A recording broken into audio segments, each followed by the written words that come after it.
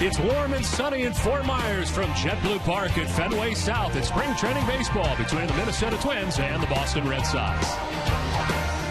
Hi again, everybody. I'm Don Orsillo, as always, joined by Jerry Remy. Welcome to Red Sox baseball. All spring training long, we've been waiting to see who is going to fill out the back end of the Red Sox rotation. And today, we find out. Well, we finally did, Don. Bobby Valentine this morning announcing his 4 and 5 starters for the Red Sox rotation. And one surprise in that rotation is going to be Felix Dubron, a guy that really nobody expected to be in the rotation this season, maybe out of the bullpen, but had a very good spring for the Red Sox as you look at the numbers. So Dubron becomes the number 4 starter, another left-hander in the rotation for the Red Sox. Also being named today, Daniel Bard. We didn't know what to expect from Bard, whether he was going to be a starter, a setup man, a closer. But today, Bobby Valentine announced that Daniel Bard has pitched well enough during this spring to become a starting pitcher for the Boston Red Sox. So he'll be held back here in Fort Myers. Dubron will pitch a game against Toronto, the second series of the year. And then, of course, following that will come Daniel Bard. Jerry, some apparent bad news today for the Red Sox closer, Andrew Bailey, who's got a thumb problem, as it turns out. Now, that is bad news for the Red Sox, and that's one of the reasons they made the decisions they made out of the starting rotation. And we go to the bullpen now, and Aceves, who was making a bid to be a starter, not very happy about being sent to the bullpen, but it could be as a closer. Yeah, he's a guy that can do anything you want him to do: start, minute relief, give you innings, and he can also close games. And Bobby Valentine said that it's possible he could do that for the Red Sox. The other option would be Mark Melancon, who did that with Houston last year. So the tail end of the bullpen right now, it's a little bit up in the air for the Red Sox with the injury to Andrew Bailey. Lots to talk about today. We'll get to it when we come back. It's the Red Sox and Twins from Fort Myers right after this.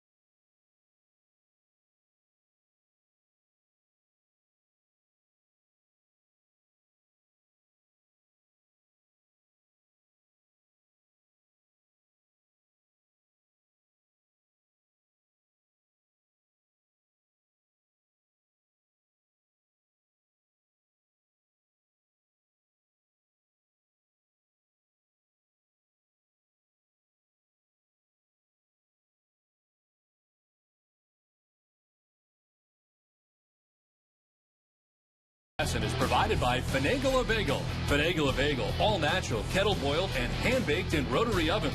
Available in Finagle's Boston area cafes and in grocery stores throughout Red Sox Nation.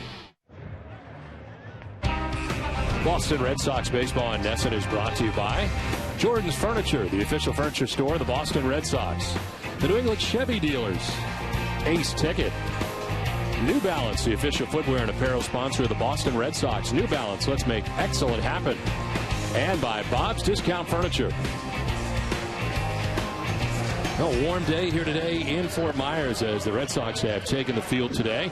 Red Sox getting to the tail end of their spring training games. One more game left here in Florida and then one in Washington before we play for real. Let's check the visiting Minnesota Twins starting lineup. It's brought to you by Southwest Airlines. Tonight, Span leads it off in center field with Jamie Carroll at shortstop batting second. Chris Parmalee is a DH, third with Ryan Domit doing the catching in the cleanup spot. Danny Valencia is at third base with Sean Burrows at first batting sixth. Rick Hughes at second base. Trevor Plouffe is in right field batting eighth, and Ben Revere is in left field. He bats ninth. Going to be a bullpen day today for the Red Sox, and Vicente Padilla gets a start today for Boston. Of course, had forearm surgery last year, held him to just 9 games with the Dodgers. This spring, he's appeared in 5 games, 4.09 earned run average, and 13-year Major League veteran. Starting pitcher brought to you by New Balance, the official footwear and apparel sponsor of the Boston Red Sox. New Balance, let's make excellent happen.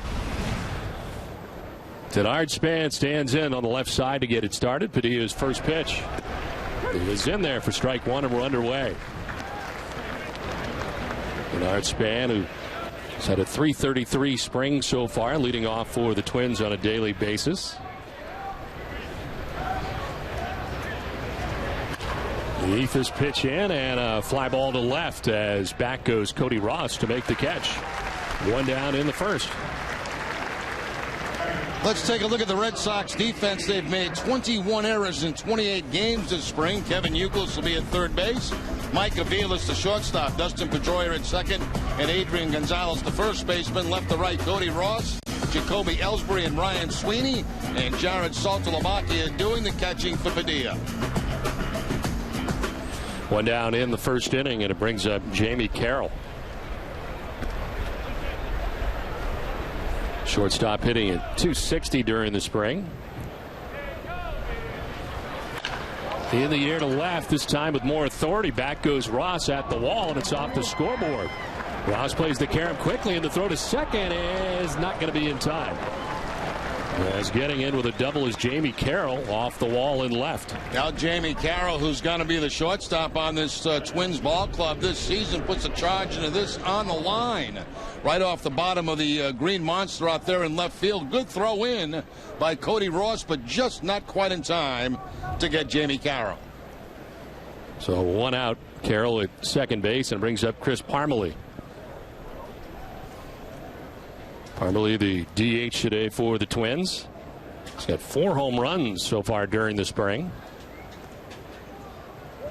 Twins still have 3 spring training games remaining. And I think, Don, about everybody is ready to start the season. Mayor's Cup's on the line today, too, Jared. It is on the line today. Red Sox have a 3-2 advantage.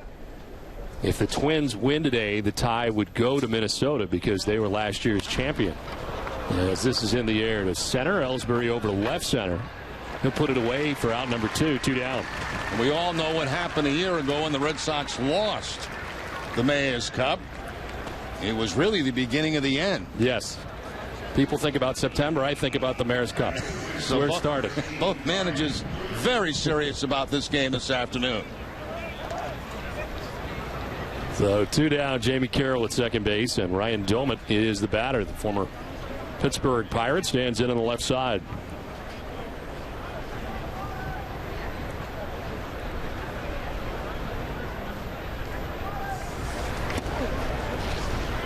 Now Padilla in the beginning was vying for a spot in the rotation, but now appears to be headed to the pen where he has been for the most part over the last few years with the LA Dodgers. And there are certainly questions about the pen, and a lot of conversation today about Andrew Bailey, which we mentioned during the open, that he has a thumb problem, a different injury than what he had to begin spring training, and a setback here for the Red Sox. Anytime your closer has an injury at the end of spring training, it's not a good thing. No, it certainly did shake things up a little bit, and I think that was evident in naming the starting rotation and putting Alfredo Aceves back in the bullpen for Bobby Valentine. And no word on whether Bailey's going to have to go on a disabled list or not, but that certainly could be a possibility. 2-0 to Doumit. The soft breaking ball is flipped in the air to shallow center. Out goes Aviles. Now he'll give way to Ellsbury. Down are the Twins in the top of the first. The Red Sox are coming up.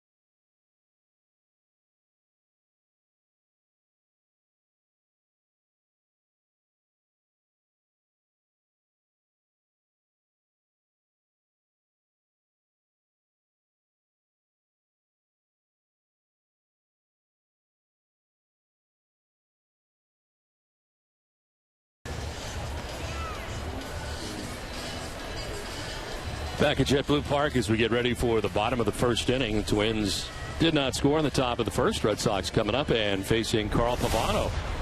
Pavano's sixth at the spring, 0-2, the 6.11 earned run average.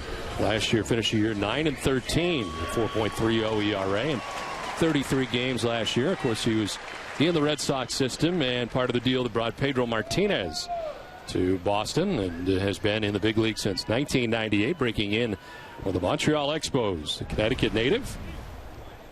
As Carl Pavano gets ready to deal with Jacoby Ellsbury to get it started here in the bottom of the first inning. As Ellsbury takes strike one. 13 for 49 during the spring so far for Jacoby. Hitting at .265, no homers and 4 runs batted in.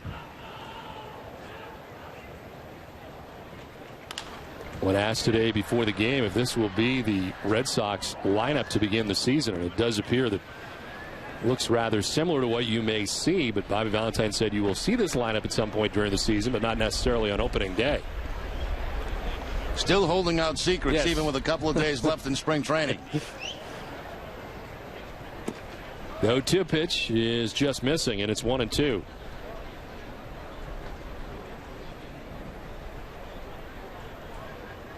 One of the question marks for the Twins, no doubt, is their pitching staff, and hoping Pavano can get back with a 17-win season, as this one is chopped right side. Hughes on to first to get Ellsbury for the first out.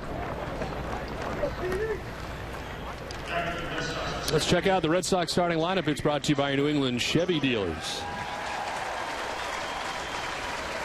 Jacoby Ellsbury just led it off in center field. Dustin Pedroia bats second at second.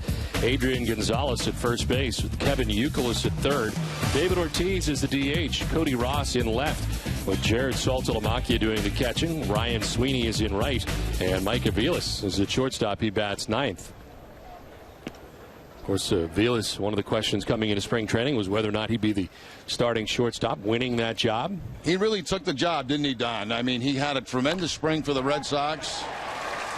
Pedroia sends it down towards the corner. A little rattle around as Dustin heads for two and cruises into second base with a one-out double. El Pedroia, one of those guys talking this morning about enough of spring training. Let's get on with the regular thing. And this swing right here looks like he's ready for the regular thing. Opposite field swing down that right field line. Rolls around for a little bit, and Pedroia at second base with the one-out double.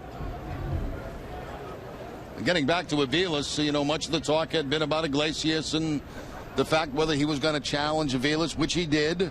But Aviles came in and had a tremendous spring and really didn't give him much to think about, and it gives them the luxury of sending Iglesias back to get some at-bats. We will talk to Mike Aviles today when he comes out of the game, as we have been down here in spring training, the luxury of talking to a lot of players during the game, and we anticipate Mike Aviles to join us today as Adrian Gonzalez bats here with one out and a runner at second. Adrian's had a .306 spring. Does not have a home run during spring training so far.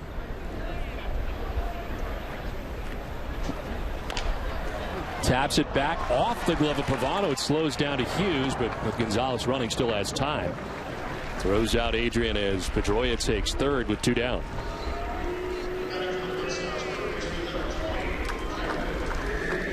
Let's take a look at the Twins defense this afternoon. Danny Valencia at third base, Jamie Carroll the shortstop, Luke Hughes at second, and Sean Burrows the first baseman left to right. Ben Revere, Denard Span, and Trevor Plouffe, and Riot Domit doing the catching for the Minnesota Twins, catching Carl Pavano.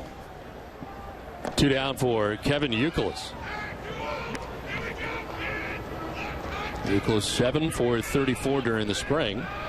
Hitting at .206 during spring training so far. No homers and 2 runs batted in. Spring schedule is dwindling for the Red Sox. They'll have a game tomorrow against Washington, or actually against Washington here tomorrow. Then the Red Sox will travel to Washington, take on the Nationals in an exhibition game before heading to Detroit to begin the season. Today we will see a lot of the bullpen. Padilla starting this game. Scheduled to see Atchison Thomas on the list today as well. 2-1 is driven to left. Revere is back there to make the catch that ends the inning. The Red Sox lead Pedroia at third. We're through one from JetBlue Park. No score.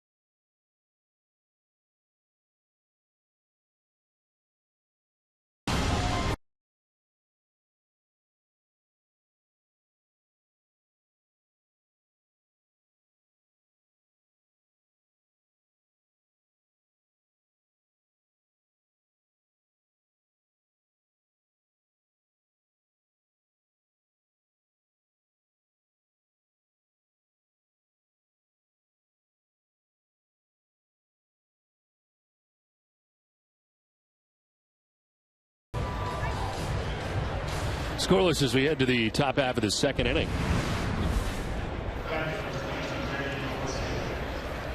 Danny Valencia leads it off for the Twins. And take strike one as Vicente Padilla back on the mound again for Boston. Valencia, Burrows, and Hughes to bat here in the second inning. Padilla gave up a double in the first.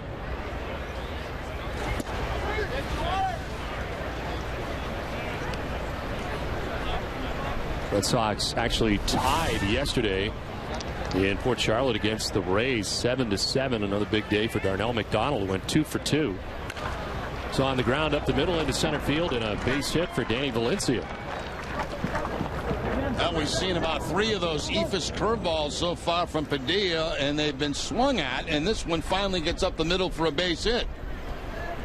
Valencia getting on the very slow curveball from Padilla and taking it up the middle. So the leadoff man on here for the Twins in the second inning.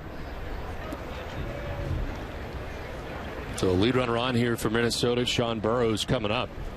Sure, you were talking about Felix Doubront being a big surprise. I think kind of surprising is how hot that Darnell McDonald has been this spring. He's had a great spring. He really has had a great spring. And, you know, remember the comments earlier in spring training, and Bobby Valentine said he had a good year 2 years ago, but not so much last year. Well, he has really come in and made an impression on his new manager, because he has had a terrific spring this year. Darnell not in the starting lineup today, but he was yesterday, as you mentioned, just to look at his spring training numbers.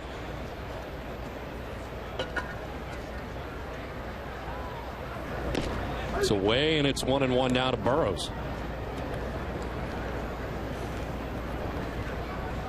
Sean Burrows getting the start at first base today, a .342 spring for the Twins. Red Sox infield at double play depth with nobody out. And Padilla with a gander over at first base.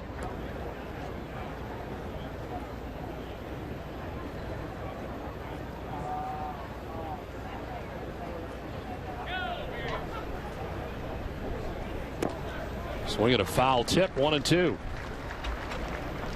Padilla from Nicaragua. Mentioned 13 years of major league experience. Broke into the big leagues with the Arizona Diamondbacks in '99. Time with the Phillies, the Rangers, and the last 3 seasons as a member of the LA Dodgers.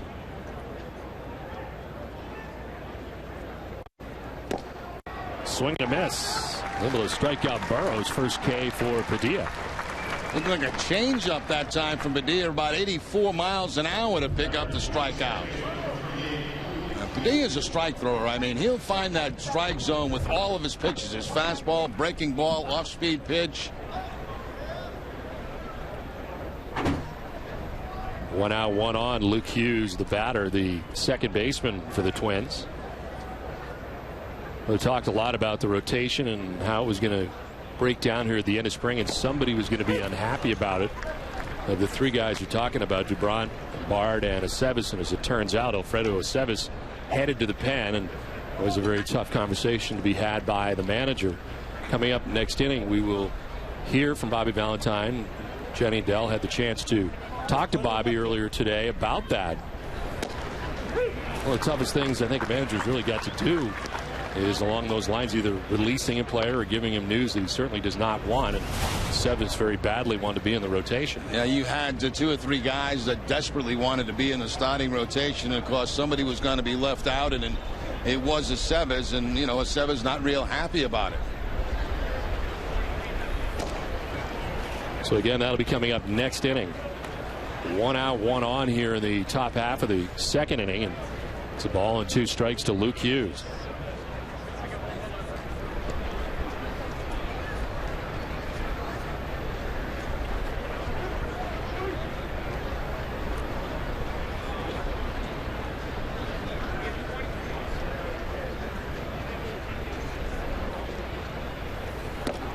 Tie, and it's 2-2.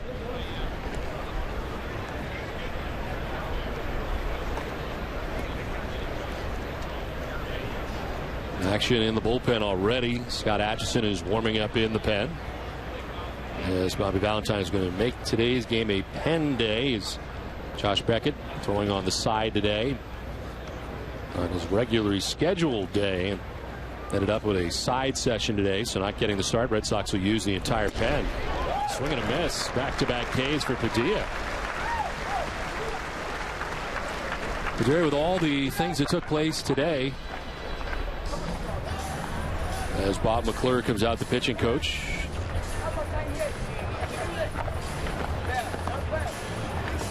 We will step aside and come back here with a pitching change in the second inning. Scoreless.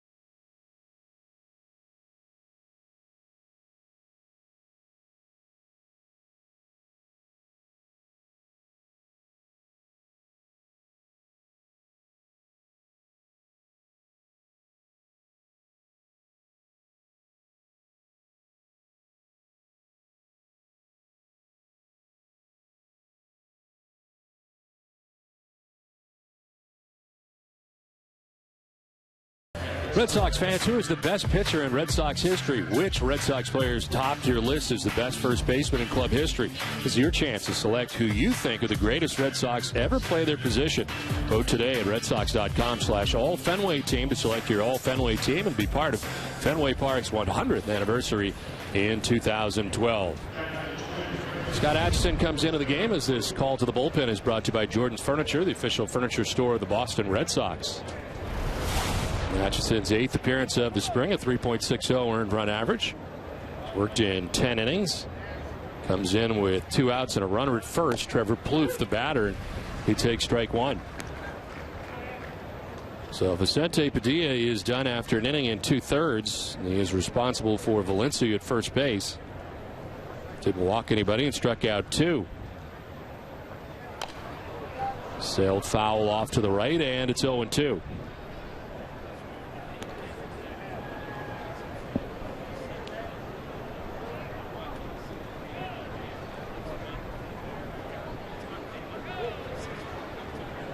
.21 total pitches for Padilla. 13 strikes of the 21 that he threw. Plouffe thought about it. Did he go? No.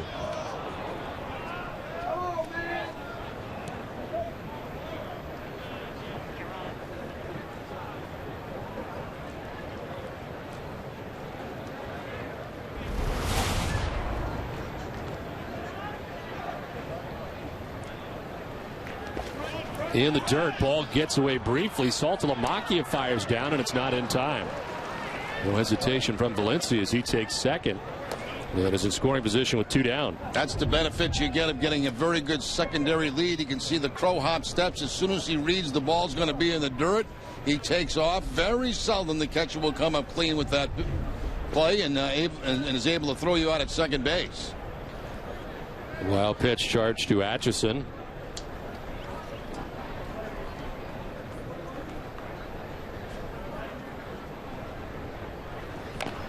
Plouffe will send it foul, 2-2. The pitching situation for the Red Sox right now is we get a look at the names, but today we find out about Dubron and Bard being in the rotation. Guys in the bullpen perhaps to begin the season, although there's not yet been announced who will be selected for the pen as the season gets started, but quite a few pitchers. Bobby Valentine saying today that more likely the last guy on the roster would be a pitcher rather than a position player. Again, Jenny Dell will be with us so we come back and get the action on the Aceves move to the pen.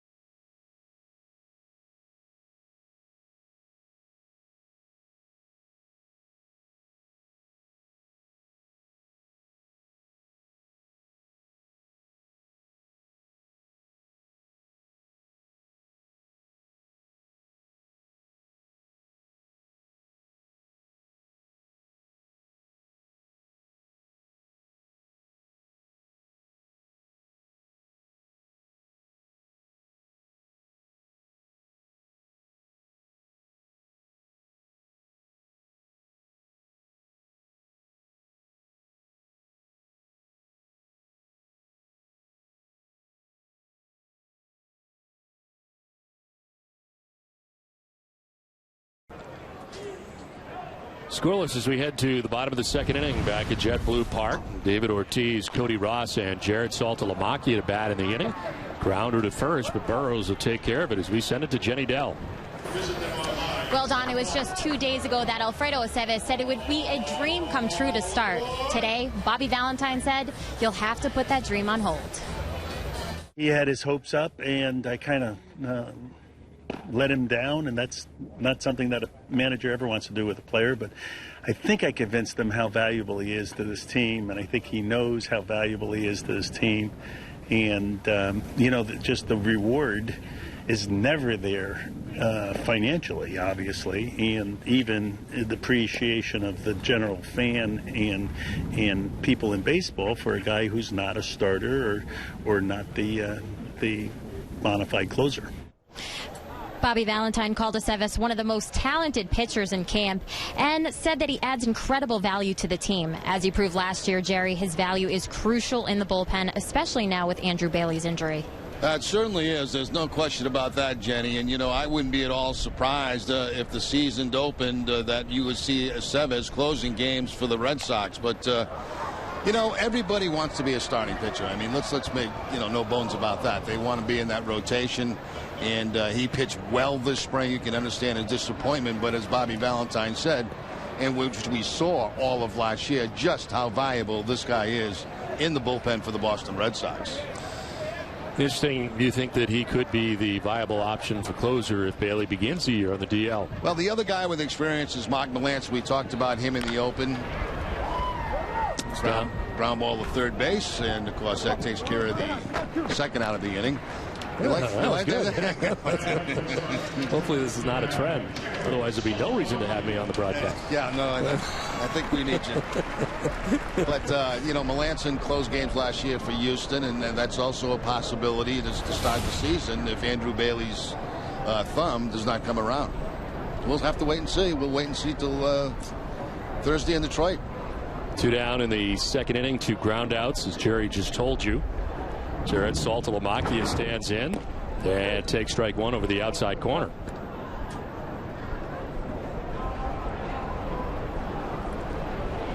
Mentioned Melancon, who last year did close for the Astros. Wasn't a lot of closing to be done for the Astros. They had a very difficult year under Brad Mills, but he did save 20 games last year for the Astros. It was 8-4 out of the pen in 71 games. And there was some talk, because he was acquired before Bailey was, that he could be the closer for the Red Sox. You kind of wonder if Bailey doesn't begin the year at the back end of the Red Sox bullpen, whether or not Bard would have been a better option. Swing and a miss off balance with Saltalamacchia. First strikeout for Pavano. Scoreless through 2.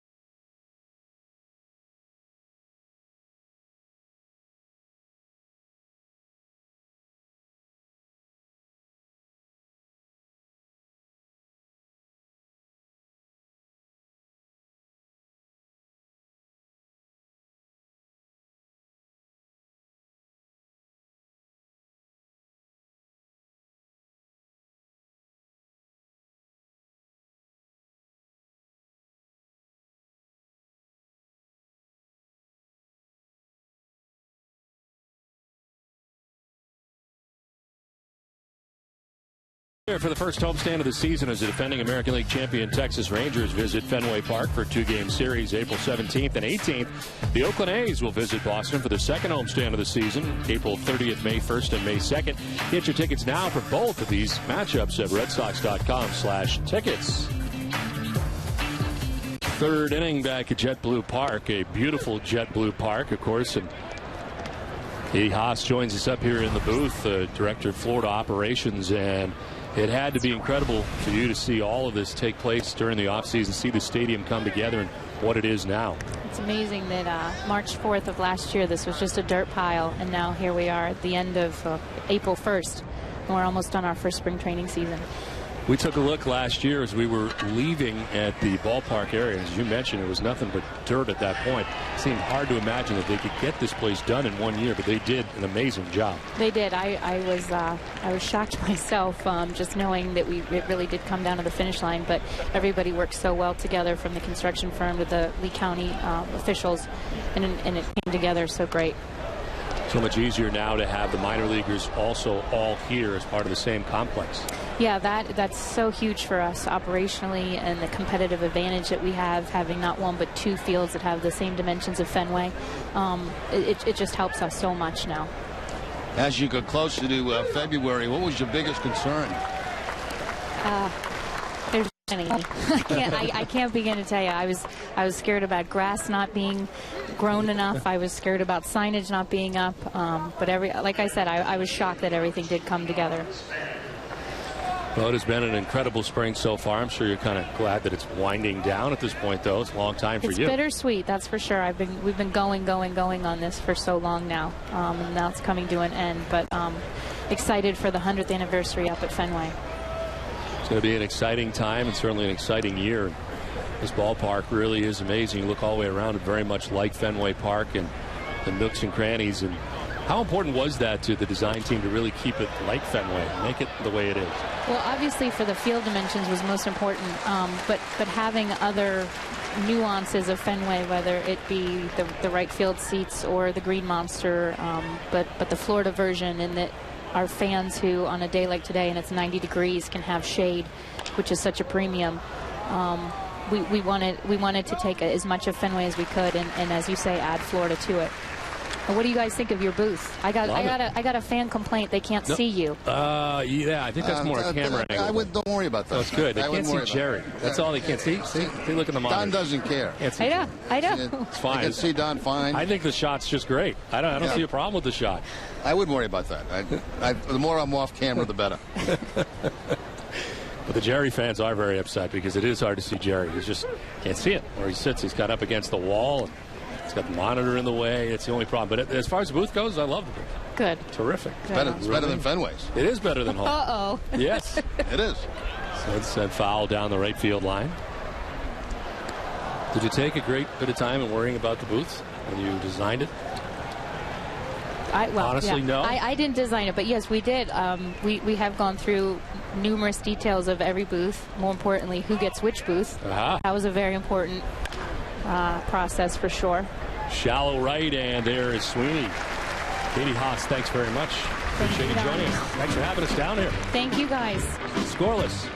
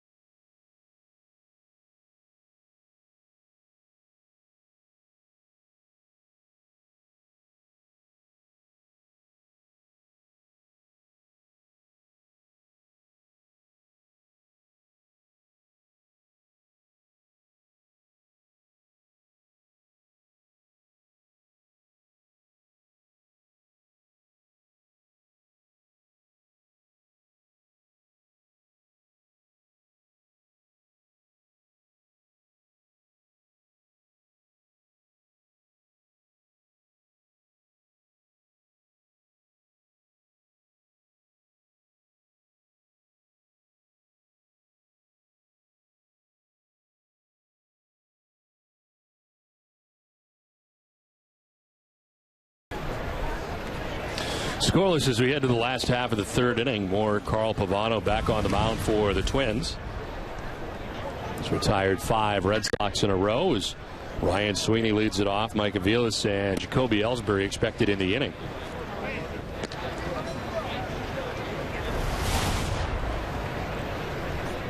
Ryan Sweeney at 257 spring, had a very slow start, was 0 for his first 14, and then has turned it on lately.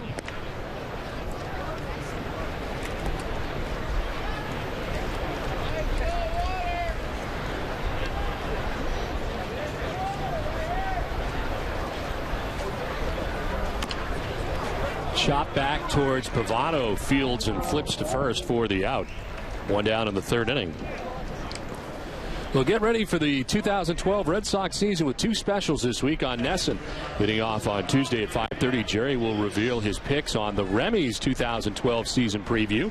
Then on Wednesday at 6, join TC, Jerry, Jenny, and me for a full preview of the Red Sox team and annual outlook on Red Sox Game Day Live 2012 season preview presented by Uno. We'll be live from Detroit to set the stage for opening day on Thursday. Understand it'll be around 50 degrees on Wednesday and Thursday in Detroit, so not bad for opening day. No, we'll certainly take that. Our coverage will start at 11:30 in the morning on Thursday on opening day. What's game time opening day? Is it 1 or 1:30? 1 o'clock. 1 o'clock. 1 o'clock. 1 o'clock. We'll have all the opening ceremonies for you live as this one is sent out to center field. Span is back there, and he'll put it away to retire Mike Aviles. 2 down in the third inning. I don't know about you, Don, but I feel game ready. I really do. I've been game ready for the last couple. Yeah, this last week was a long week. We didn't have any games, but it takes a couple innings to get back into it. I think I'm back into it now, so I'm game ready for opening day. When do you know? When is it? What is it about what you do? You really feel like you're on top of your game and you've had enough spring training. After about 2 innings of the BC game, you were done. You're ready to go. Ready to go. 2 down in the third as Jacoby Ellsbury stands in. Chops it foul down by the tarp.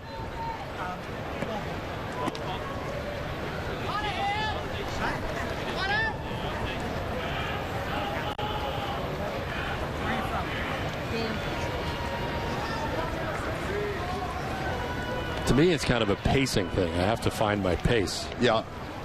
And that can take 5-6 games, really. So I didn't have it after 2 innings against BC. I mean, really, I didn't get it until, I think, Sarasota when we were playing the Orioles. You know, I kind of noticed that. Yeah. I thought you hit your high spot there in Minnesota. It's been pretty steady since then. Because you come out very excited. You want to call every pitch. And all of a sudden you realize you really don't need to. And you can just back off a little bit and talk about other stuff while guys are pitching, like right there. Right. Yeah. Like you just did. Like I just did. Exhibit A.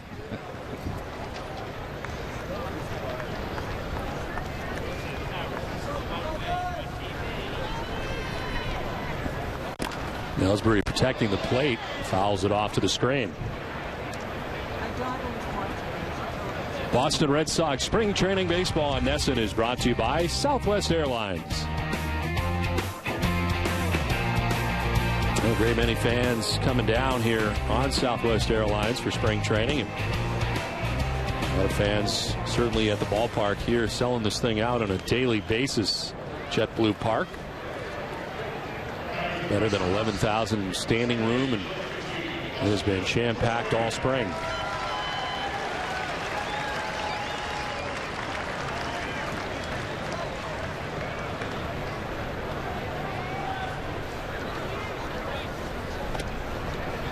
Jacoby Ellsbury does not have a steal so far this spring. Has not attempted one.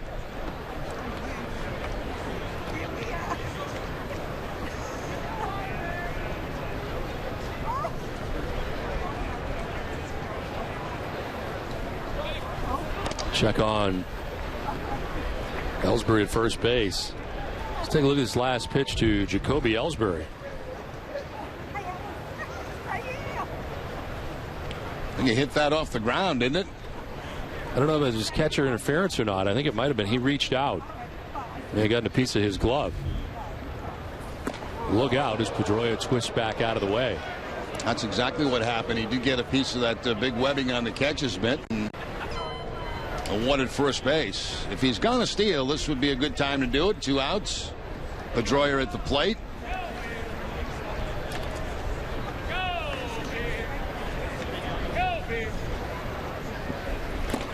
Pedroia with a swing and a miss. Well, next inning, we will hear the other side of the rotation conversation. We heard about Alfredo Aceves, certainly not pleased to be not one of the starters, but a guy who is pleased to be one of the starters is Daniel Bard, and we'll hear from him next inning as he met with the media before the game today. Certainly very happy about it.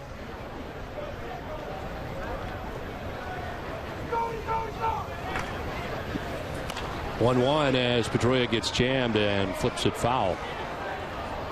Really, during spring training, I kind of went back and forth on it myself. It seemed a lot like I wasn't sure whether he was going to be in the pen or in the rotation. I was flopping all over the place. You were all over the place. You were, I don't think so. Yes, it should be. No, I don't think so. It was different every day. It should be the closer, should be the setup man. I couldn't make up my mind. So I'm glad I don't have to make the decision. So's Daniel Bard. Yes, because I probably would have had him in the pen.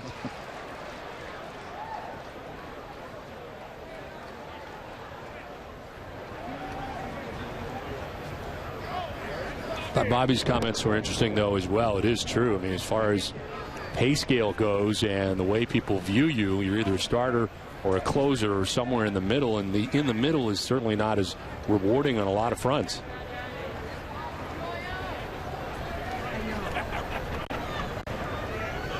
You look at how talented Bard was in his 8th inning role and couldn't find his way to the All-Star team just because there isn't room. Generally, they take the starters, the closers, and that's about it. Well, you got to give him credit. I mean, you know, he said at the end of last season he wanted to be a starter. He worked toward that all during the offseason. He came down to spring training, was given that opportunity, and won a position as a starting player. So you got to give Daniel Bard a lot of credit. He was committed to what he wanted to do, and he got the job done. And it seemed like he got used to it every time out a little bit more comfortable with the routine.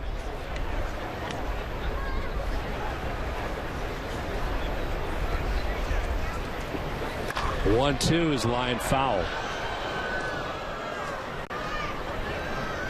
Pedroia doubled his first time up. It's the only hit the Red Sox have today so far against Pavano.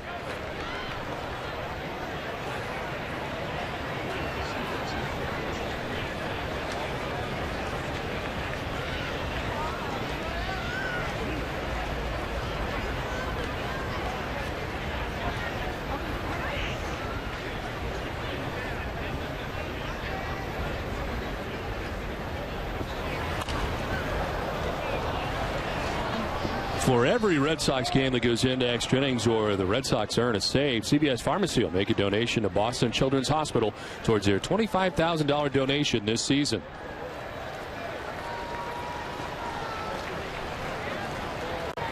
'40th pitch of the day coming up for Pavano with 2 outs here in the 3rd inning, and Jacoby Ellsbury at first base again with a good-sized lead.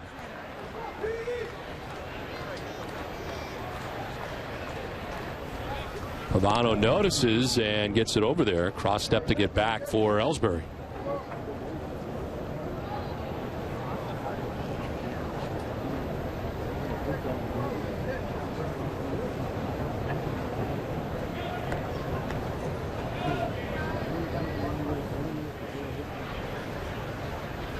Ellsbury goes. Pedroia sends a one-hopper to shortstop. Carroll's got to go to first and does to end the inning. Through 3 from JetBlue Park. No score.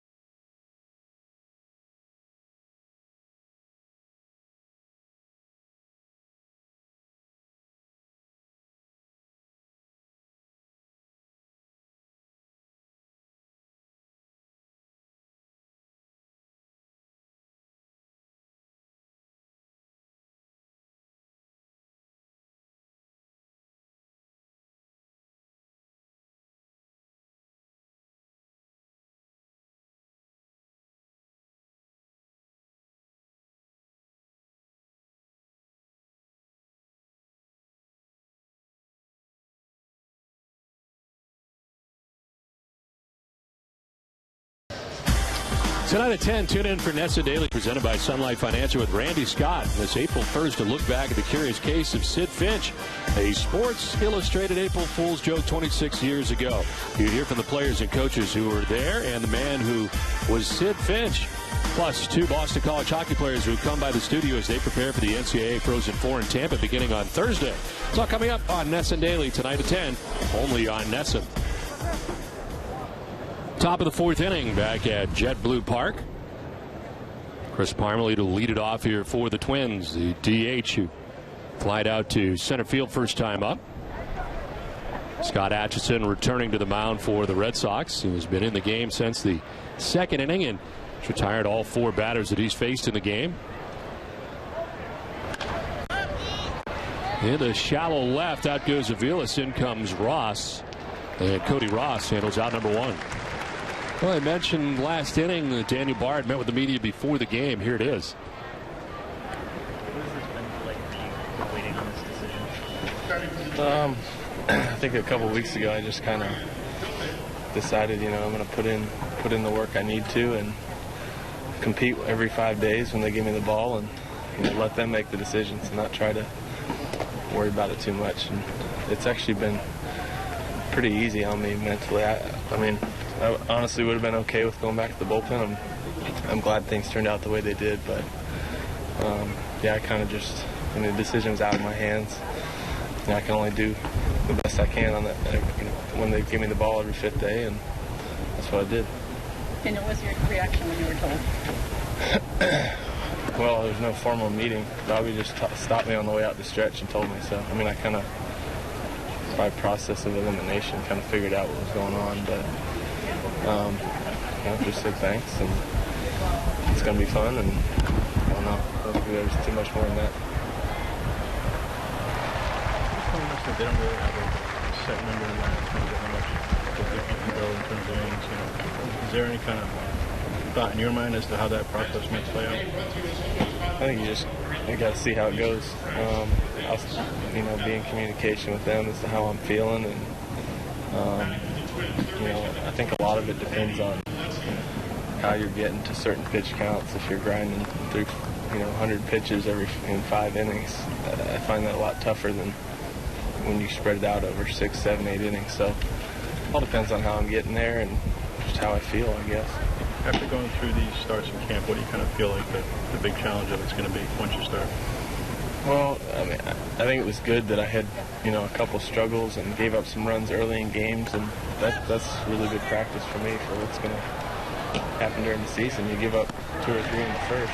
It's not like it was before for me where my day's over and the game's about over. I got to grind out, 5 or 6 more innings. So that was good practice for me. I'll take the rough ERA now and the learning experiences and to make it. Danny Bard in.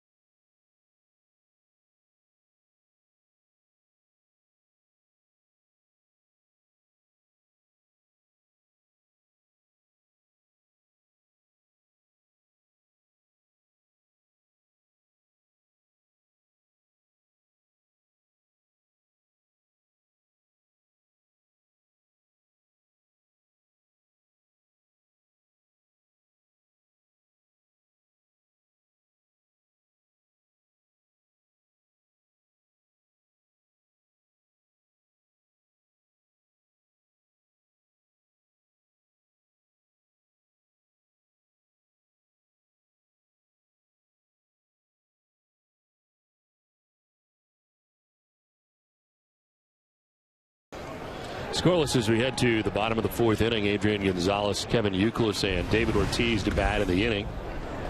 In a moment, we will return to the Bard press conference from before the game, and Daniel Bard fielding some questions about now being in the rotation and what challenges he will face. This is into right field, a base hit for Adrian Gonzalez. Back to the Daniel Bard presser.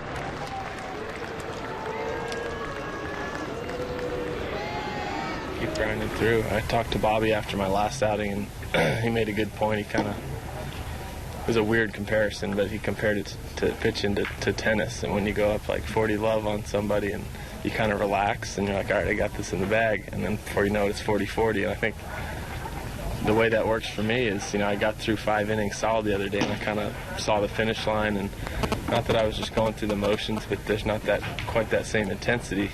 And it's just starting requires a longer term focus. It's not 10 minutes and it's over like it was for me in the past. So just kind of staying, keeping your nose down and grinding through it until they tell you you're done. And it's the same thing within innings too. I think I've had it several times this spring where I've got 2 quick outs and then walk the third guy on 4 or 5 pitches.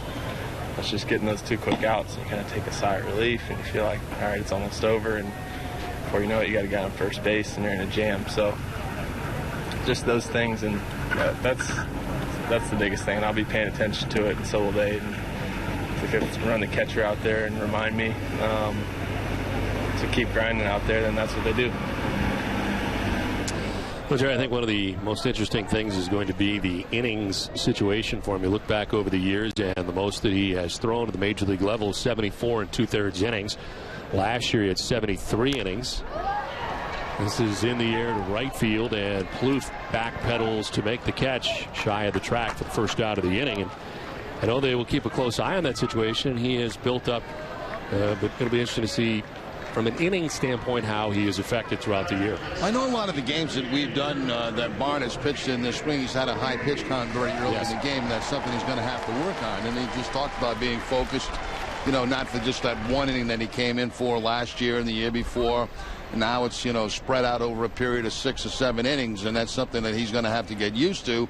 And obviously keeping, throwing strikes, keeping the ball down, getting some ground ball outs will certainly help keep that pitch count down. So, but it is something they will monitor for most of the season because he just hasn't done it before. I know you've only seen him a couple times during the spring, but do you think his changeup is? Yeah, I think it's good enough. I think it's good enough. I'm not sure his confidence level in throwing it to right-handers yet is 100%.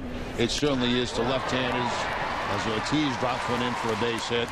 But that's the second time I've done that today, Don. This is starting to get nervous about my job security. Oh, I wouldn't worry about it. And I think that, what was the question? The question was about Bard's changeup as a third pitch. Yeah. Do you like what you see? I do. And I think that he's had a good one in the past, working out of the bullpen, especially the left-handed hitters. So, now the confidence comes from having success throwing against right-handed hitters, too. That's just another weapon for him. Got so carried away from the base hit, I forgot the question. So excited. 2 on, 1 away. And it brings up Cody Ross, who's had a terrific spring training. He's hit at .366 during the spring with 6 home runs. As he takes strike 1 over the outside corner.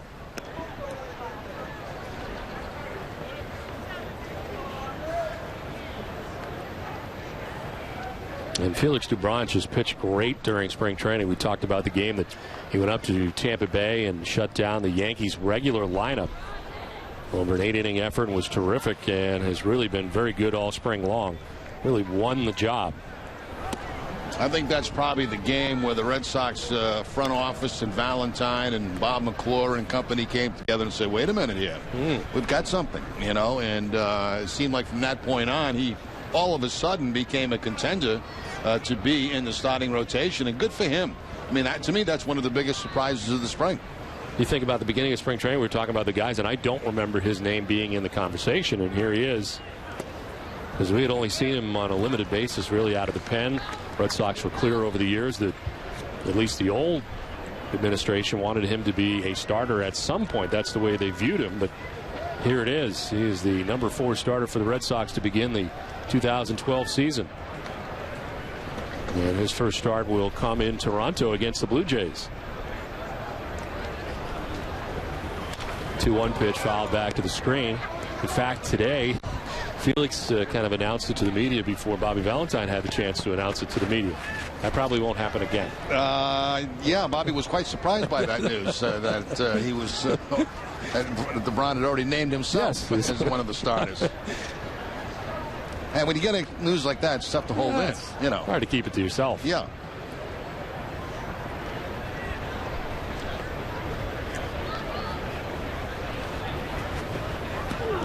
Up and in, and Ross gets hit. This will load the bases with one down in the inning. Looked like something off speed that time from Pavano, and gets Ross right under the armpit, it looked like. He'll make his way down to first base, so the Red Sox get a chance to do some damage here with bases loaded in this big Mayor's Cup game.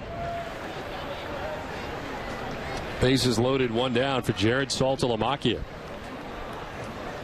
Jared struck out swinging in the second inning, the only strikeout today for Pavano.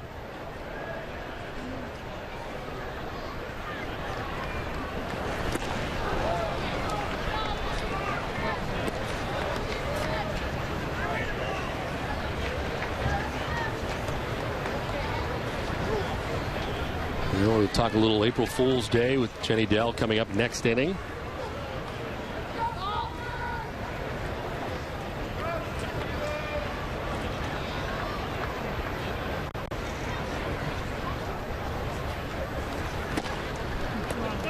Framed by Domit, but it is a ball, 1-1. Pavano really in his first jam of the game. Red Sox have him loaded with one down here in the fourth inning.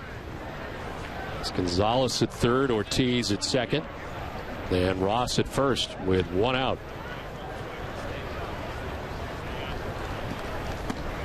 So on the corner for strike two. Saltalamacchia didn't think so.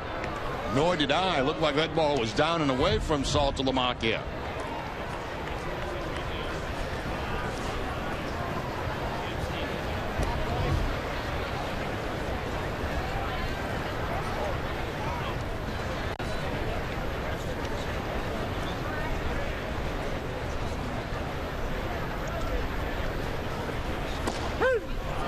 Strike three. Second time Saltalamacchia is down by way of the K. Two down. That's a good pitch by Pavano. You know, he goes outside on the previous pitch. Then he comes back in with that two-seam fastball, the one that left-handers give up on. They jump away, and it spins right to the corner of the plate.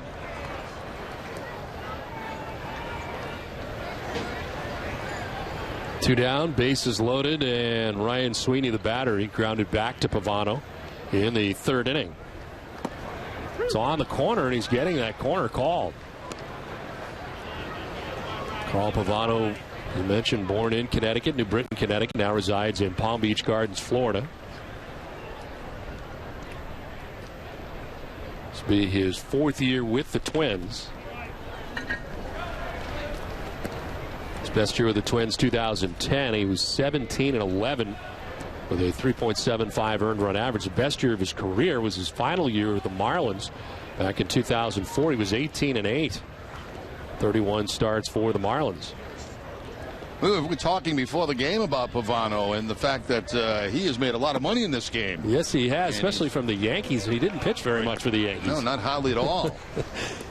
He had pitched in New York from 2005 through 2008, never spending a full season with New York. And 17 games one year. He had 2 another year, 7 another year, and upwards to $48 million. Yep.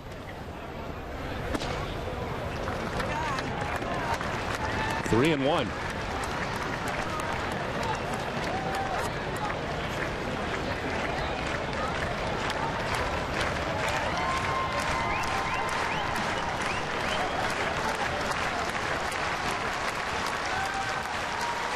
To Sweeney to center field. Denard Span is back there, and he makes the catch. Pavano out of the jam in the fourth inning. Red Sox leave him loaded.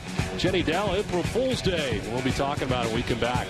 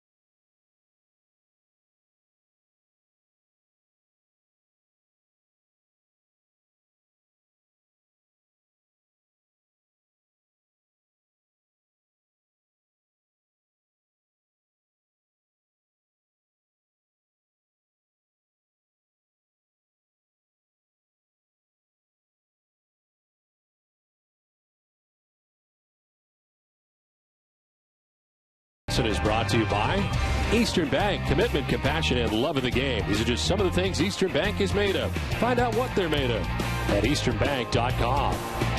There's a base hit quickly by the dive of Aviles at shortstop for Sean Burrows. First base runner to reach against Atchison, who retired the first 7 Twins he faced until this base hit. Fresh ball swinging. Burrows just to the right of Aviles, who goes into the dive. Looked like it might have been a cut fastball there from Atchison. 1 on, nobody out here in the 5th inning for the Twins. Scoreless contest from JetBlue Park. Luke Hughes.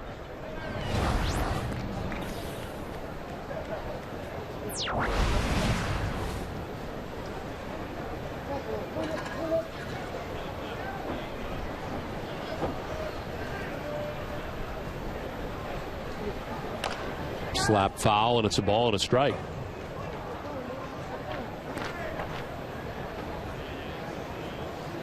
Hughes, a strikeout victim in the 2nd inning, was the last batter that Vicente Padilla faced. Padilla going an inning and 2/3, 2 hits, no runs, no walks, and 2 Ks. And Atchison has been in ever since and has pitched very well.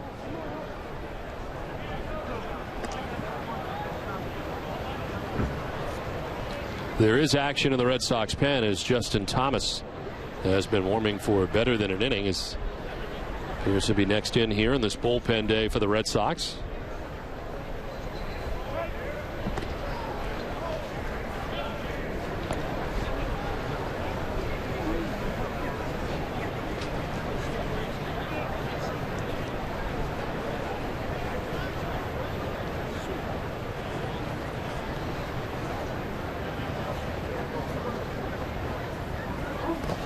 In the dirt, Saltalamacchia able to block it down.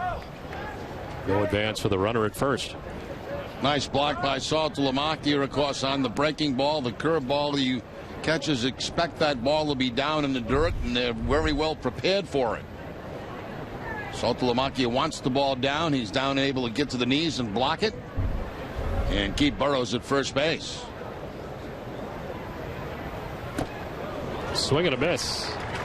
3rd strikeout for Atchison, 1 down. It's time now for the Bob's Discount Furniture Inside Word. Here's Jenny Dell. Don, in 1985, Red Sox hitting coach Dave Magadan was a 22-year-old prospect for the Mets when he heard of a pitching phenom that the Mets had acquired who had a fastball of 168 miles per hour. The pitcher's name? Sid Finch. Unfortunately or fortunately, I was one of the ones that fell for it. I hadn't read the article in Sports Illustrated yet, so I just kind of heard the rumblings of it in spring training, and I was like, really, a guy throws 150 miles an hour? And yeah, it was like ridiculous. So I was one of the guys that fell for it, but then I saw the cover of Sports Illustrated, and I kind of realized that it was a prank. But you know, I was a young, impressionable 22-year-old in camp, and I fell for it. The Curious Case of Sid Finch was written by George Plimpton in Sports Illustrated and is perhaps the most famous April Fool's Day hoax in sports. The Mets organization played along with the prank, providing a uniform to the man who posed as Finch, a junior high school art teacher from Illinois named Joe Burton.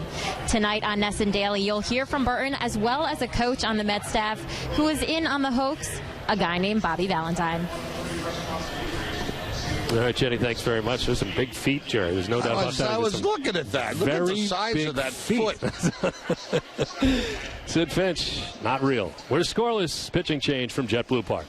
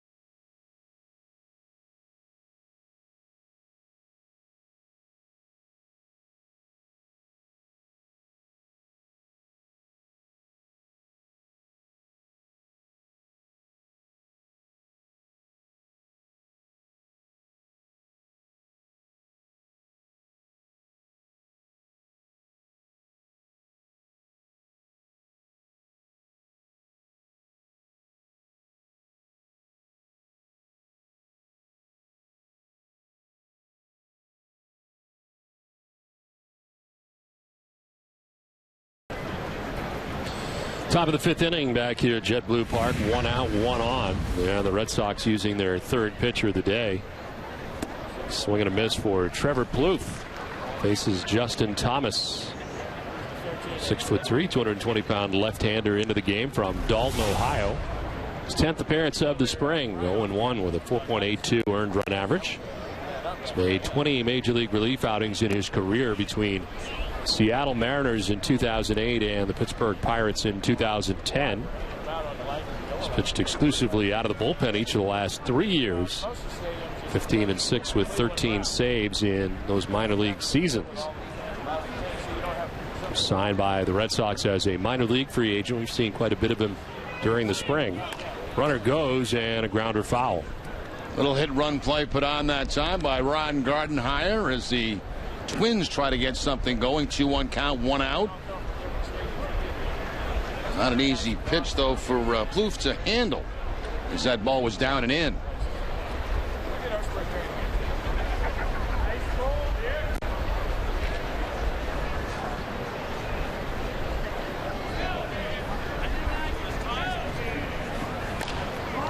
In the air to right field. Ryan Sweeney comes over and makes the catch for the second out of the inning.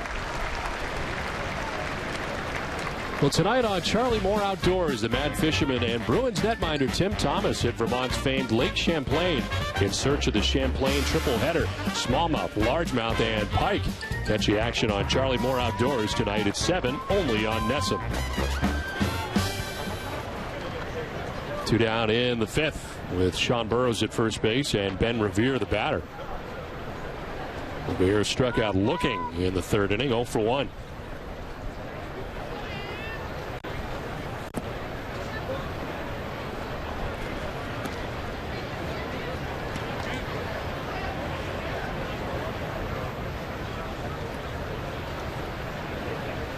.328 spring for Revere.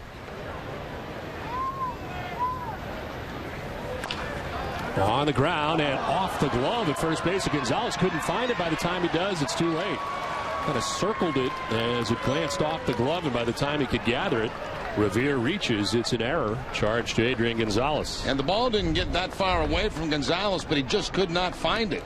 He goes to the backhand. The ball bounces up, hits the heel of the glove. He thought it's gone past him, but it is right next to him by the time he gets it. Too late at first base.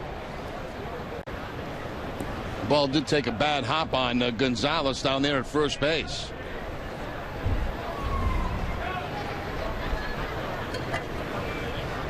Two on, 2 down, and Jannard Span, the batter, has done the same thing twice. Fly out to the left fielder Cody Ross.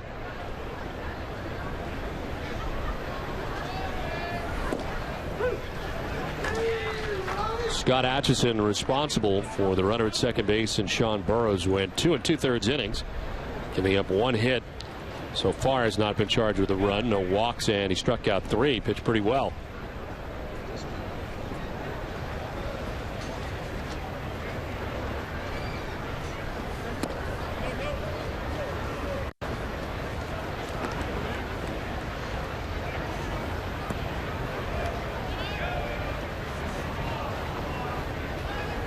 Burroughs at second, Revere at first. 2 down in the Twins' 5th inning.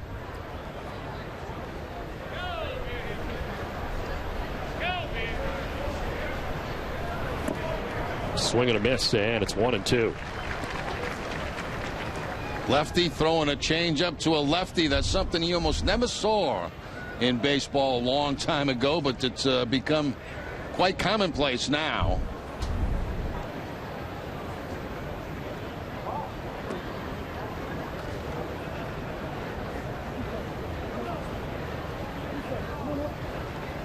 Why do you think that's changed? Well, I think the thought on that was that, you know, you're doing a left-hander a favor by throwing him something down and in. And you know, the natural tendency for a changeup is to go into a left-handed hitter down, which is really their sweet spot. But proven that, you know, anything off speed is going to fool any kind of hitter, whether it be right-handed or left-handed.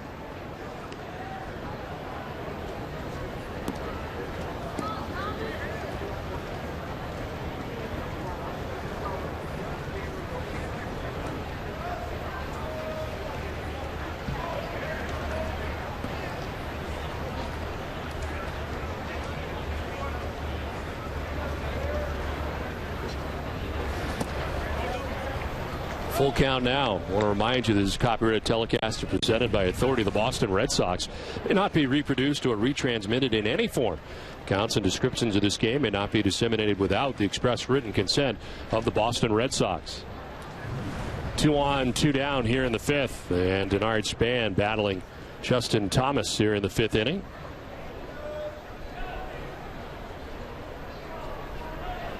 Payoff pitch from Thomas. First to check on second as he spins off the backside.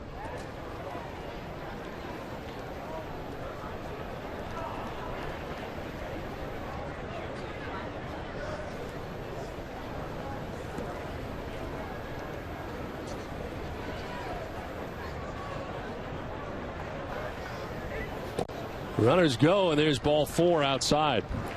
So Thomas, the error at first base, and now walk. Bases are loaded. See 2 great games this season with the 2012 double play packs. Create your own unique package by pairing seats for an exciting summer weekend date with a game this spring. Get your double play packs tickets at redsox.com/doubleplay. Bases loaded with 2 down in the 5th, and Jamie Carroll the batter.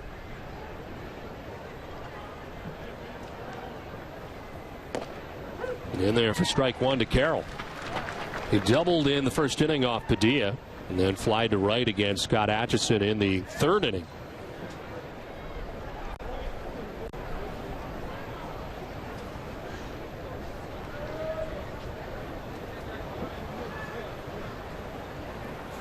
On the ground towards Pedroia at second base. He'll go to first with it, and out of the jam is Thomas.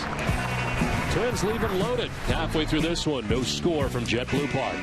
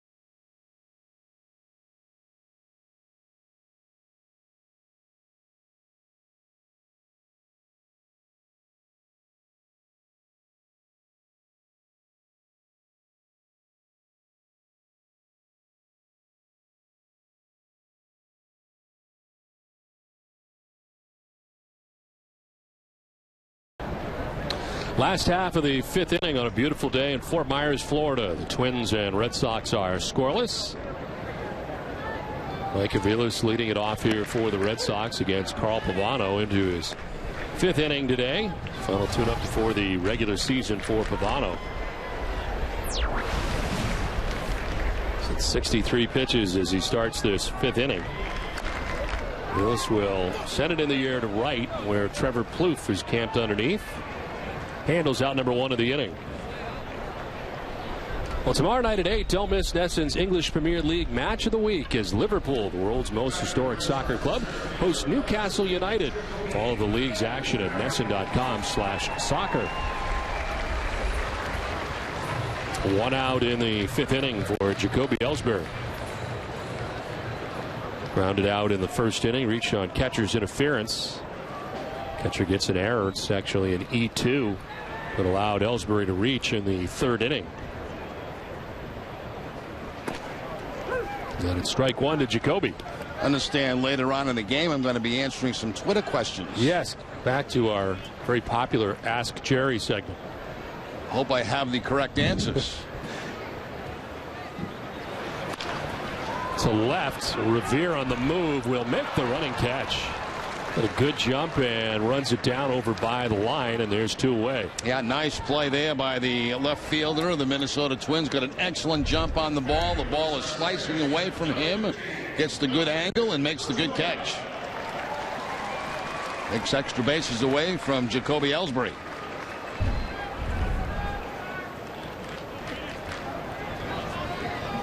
So two down in the fifth inning. It brings up Dustin Pedroia. It was 1 for 2. He doubled in the first. As he takes strike one, he grounded out to shortstop in the third.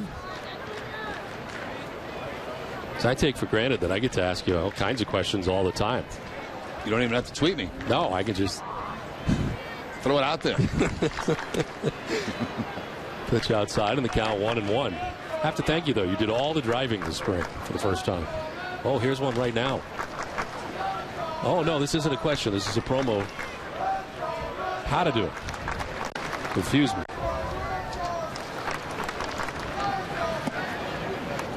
But anyway, I appreciate you driving this spring. It was terrific. I enjoy the driving part of it. I really do. It keeps me awake, alert, and in control. Drove all the way to Dunedin. Yeah, that was quite a drive. That was a haul.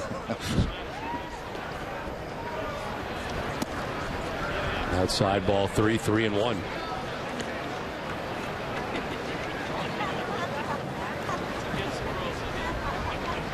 I think I'd rather do that one than go across the state to the East Coast. Yep. We went to St. Lucie last year and it seemed much longer. It's kind of a boring ride. Yeah, Alligator Alley is not much to talk about. Not a lot going on. And you can fly on that road. Yeah. It's a 2-lane road. It's a very dangerous road to travel.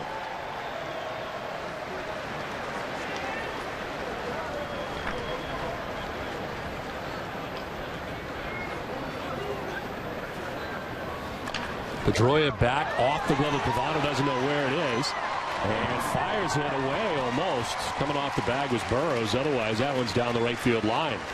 Would have been better suited just to hold on to it, but as it turns out, Pedroia will reach on a base hit. Either that or let it go over his head, and maybe his second baseman gets a shot at it. But Pavano was there. He had the glove on it, couldn't find it. And then the desperation flipped to first base. He's very fortunate. Sean Burrows was able to come off the bag and keep Pedroia out of scoring position. Helpless feeling right there when you have no idea where the baseball is, and then you have no idea what you're doing next once you get the baseball. Look, he kind of rolled his ankle there at the end as well, so it's a 2-out base hit for Pedroia. There's Adrian Gonzalez gets a chance.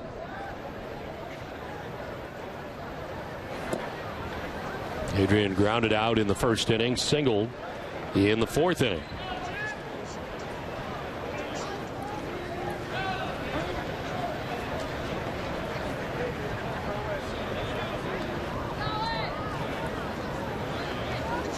Pedroia takes off. The pitch is strike, and the throw is not going to be in time. Stolen base for Dustin Pedroia. Now the first one for Dustin this spring. He's been caught a couple of times, but Pavano pretty slow to home plate.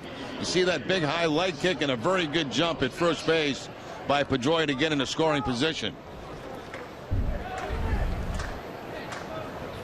2 down. Pedroia at second base now. 75th pitch of the game for Pavano is a 1-1 to Gonzalez. And that's high for ball 2.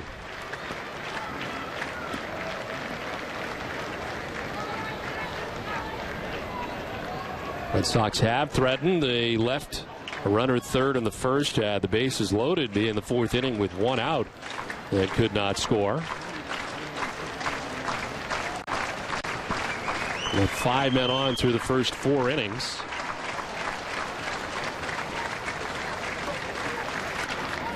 In the air, down the left field line, Revere to the corner, but has no play. In the first row of seats. Well, we're here at JetBlue Park at Fenway South in Fort Myers, Florida.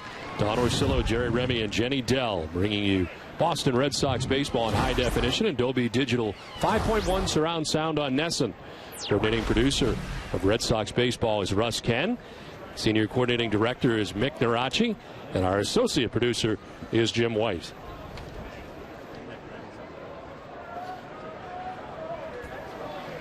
So 2 down. Pedroia still at second base and a count of 2-2.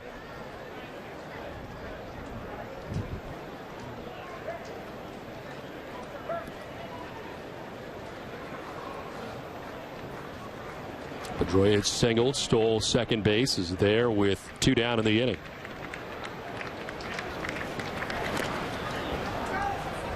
Now this is pretty much the kind of game you would expect with the the importance of it on the line this afternoon. The Mayor's Cup, very tightly played ball game, no score. Each team with 3 hits, 1 error. No nerves from Bobby Valentine though, with this being his first Mayor's Cup. I didn't find him to be nervous before the game. I didn't find him to know anything about the Mayor's Cup early in spring training until he was told.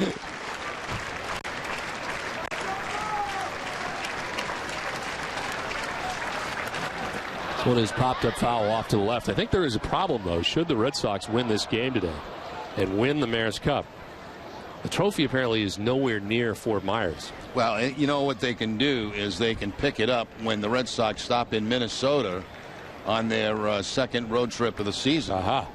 Because Ron Gardenhire apparently has it somewhere in Minnesota. Right. He's just going to take his trophy and go home. But he forgot there could be another Mayor's Cup, and here it is.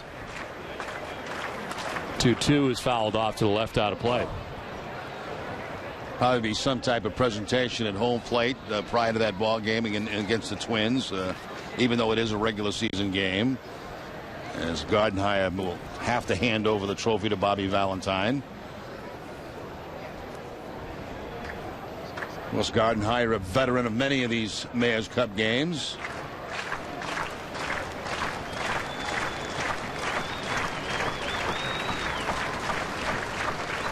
Two pitch to Adrian Gonzalez.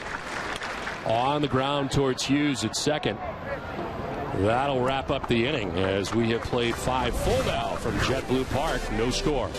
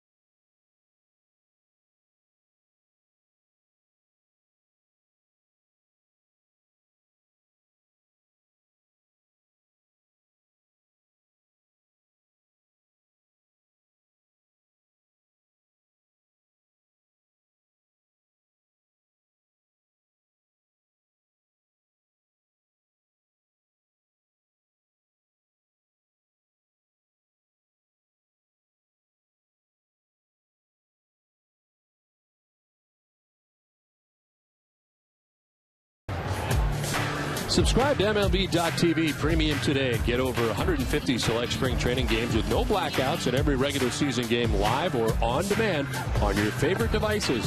Visit RedSox.com for details. Well, beautiful day here at JetBlue Park at Fenway South. Red Sox and Minnesota Twins playing into the 6th inning without a score. And Boston moving on to their 4th pitcher of the day. Garrett Mock comes into the game for the Red Sox. Here are his spring numbers. Appearing in his 3rd game of the spring, a 4.50 earned run average. He's worked only 2 innings. Opponents hitting at 286 against him. Speaking of devices, do you have any new travel devices this season? I really don't. I still have my iPod for music only. Yeah. Because I have one of the original iPods. It doesn't do anything really but music. Yeah. But no, I haven't added really to any of my devices. I have,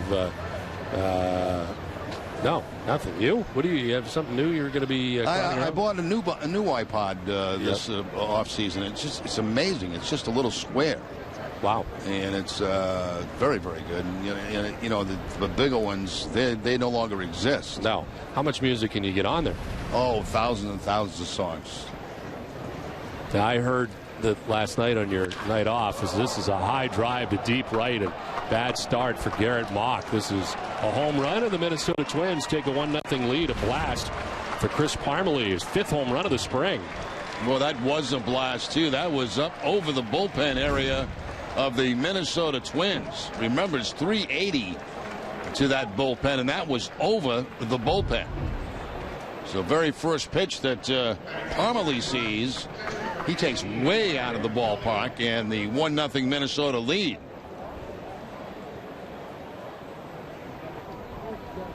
That ball was crushed. So 1-0 Minnesota as Ryan Doumit stands in and takes strike 1. Is this what you were listening to Elvis on last night on your night off? Yeah, I did. I came back from dinner, and for some reason I had this desire to listen to some music. And I happened to put Elvis Presley on. He could really sing. Yeah, he was pretty good. He was pretty good, yeah. And so I listened to his concert that he did from Hawaii. The Aloha concert, I believe they called it. They were a little concerned about Elvis going into that concert because that was televised live, if I'm not mistaken, around the world. And Elvis at that time was not in the greatest of shapes. It was a fat Elvis at that point, or? Well, he had slimmed down for the concert. Okay. They were concerned about him, and he put on a great show. He really did. It was. So I listened to a little bit of that last night, but I got a new computer too done. Really? Yeah. In the air to left, Ross is there to make the catch. So new laptop. New iPod. Wow. And so 2012 is just the devices. It's going to be huge. We're going to ask you some questions coming up next half inning, which I'm looking forward to. Okay. Put you on the spot. Do I get to hear the questions first, or they just pop up? I can fire them right at you. You can just react. Kind of like an interrogation. Ooh, I feel my temperature rising. Jerry Elvis Remy will be answering your questions next inning.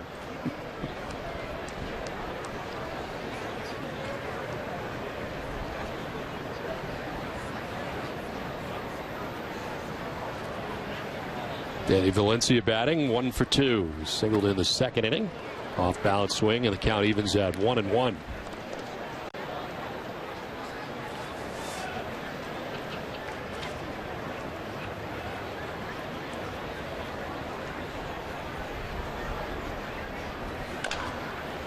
Chop to third. Euclid gets it on the big hop and throws out Valencia for the 2nd out of the inning.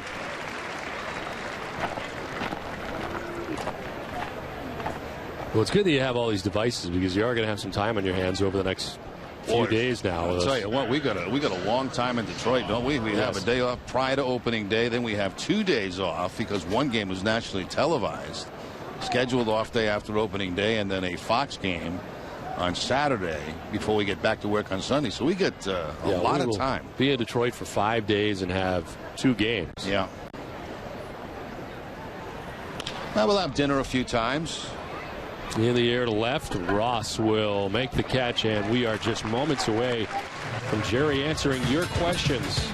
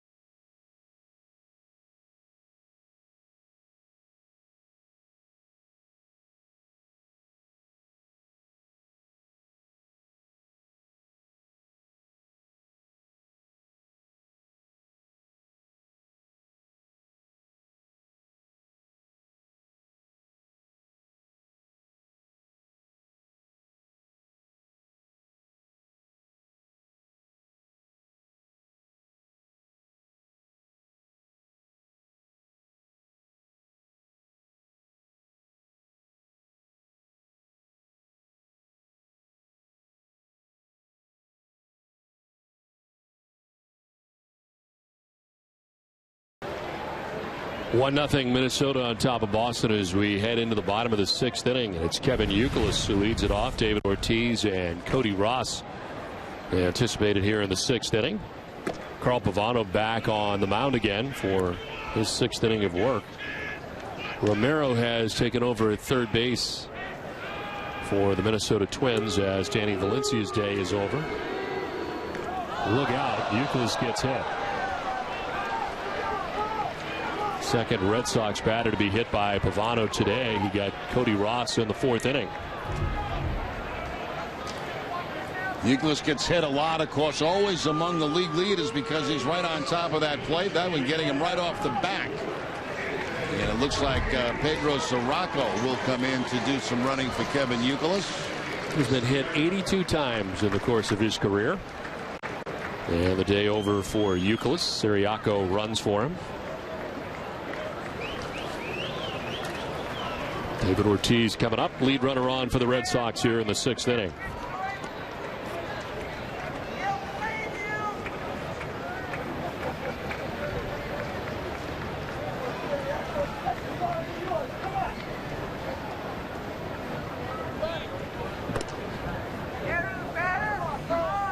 David grounded out in the 2nd inning, singled in the 4th.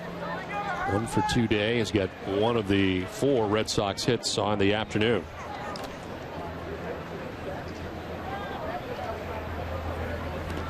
In the dirt, blocked by Dolman.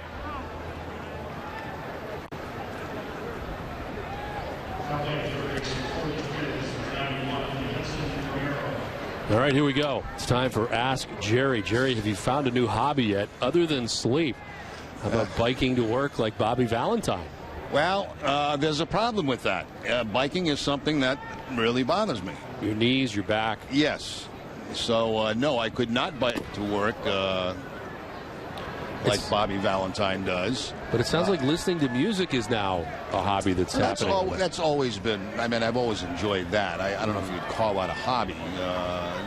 You know, as far as just a hobby, no, I guess I really don't have one yet. I'm still searching. I'd like to thank at 2 Duck Feet for that question. Runner goes. Ortiz lifts it in the air, foul down the left field line, out of play. So still no definitive thing that you would do on an off day that would be considered a hobby. No. It's a year later.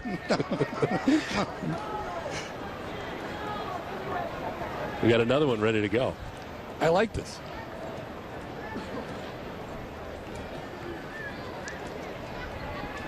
One-two chop foul. This is from at Word of Mouth app. What is your favorite moment while in the booth, either witnessed or behind the scenes? My favorite moment in the booth, I would have to say, was every single game that Pedro Martinez pitched.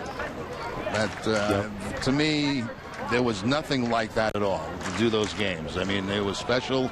It was electric every time that he went out there. I mean, there have been a lot of great pitches in Red Sox history, obviously. Kurt Schilling, of course, Roger Clemens, but there was something about Pedro that every time he pitched, it seemed to be an event. And I would say that, you know, when it's all said and done, I'll remember those games probably better than any others.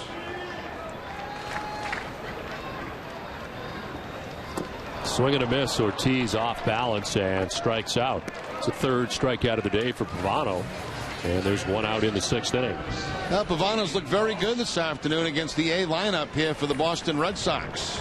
Keeping them off the board. And the strikeout here to David Ortiz. Looked like a breaking ball down and in. It was supposed to be away, but it goes down and in almost like a cut fastball. And the strikeout to Ortiz. Well, part of that question was about the booth. And I'm guessing as the runner takes off, the pitch is, the throw is going to be late. Stealing second base, Siriaco. He's got a very good spring. And then steals second base, one out. But as far as moments in the booth, I mean, the air guitar is tough to beat. Yeah, that's a tough one to beat. And, you know, there are people to this day that think that was staged. And, no, absolutely believe not. me, that was not staged because I came very close to cracking my head open as I went down. But I can't believe you didn't injure yourself, especially knee, back, something. Exactly. I think that's probably the highlight. Siriaco trying to steal third. He'll do that too. He's all over. This kid has had a heck of a spring, hasn't he? Sure has. I mean, Pavano's giving him all kind of time, and he's taking advantage of that, stealing second, now stealing third. So all of a sudden, the infield has to come in here now with the 1 out for the Minnesota Twins.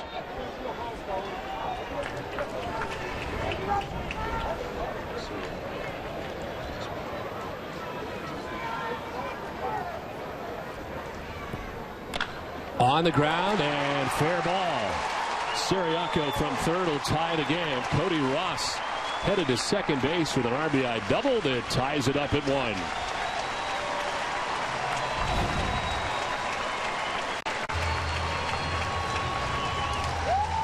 Now Ross picks up his 16th RBI of the season, reaching out and pulling a pitch that was away from him right down the third base line. Some type of off-speed pitch.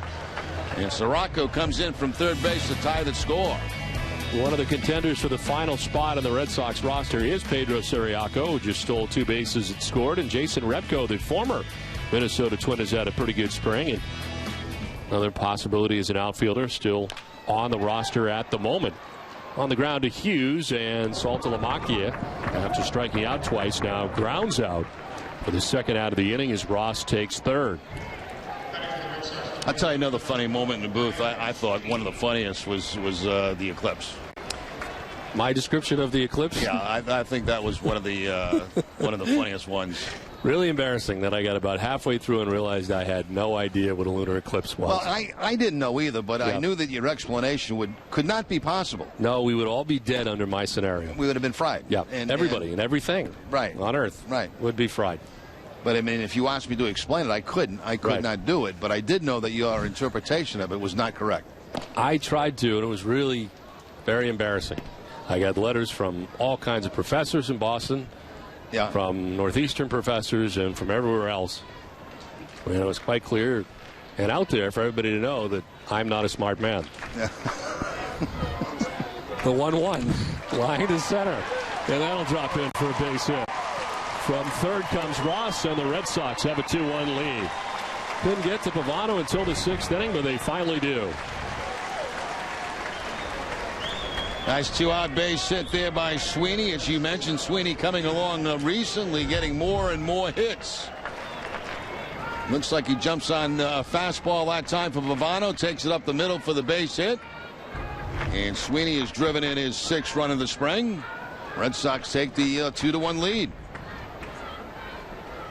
Here's Mike Aviles, sold for 2 today, as he takes ball 1 from Pavano. Pitch count up to 95 pitches now for Pavano.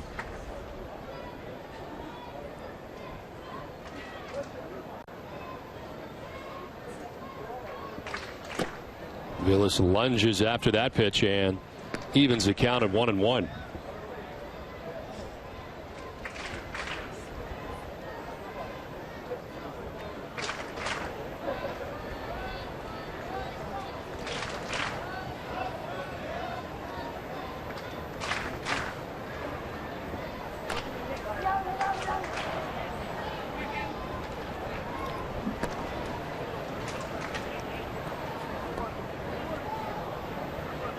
Interesting spring for Aviles, and we will be talking with him when he comes out of the game today.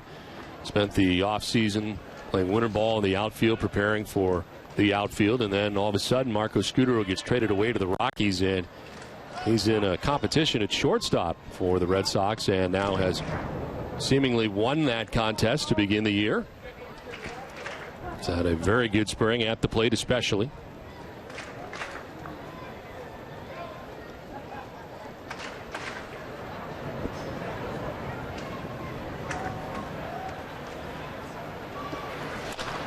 On the ground, and a fair ball kicked off the bag down the left field line to the corner.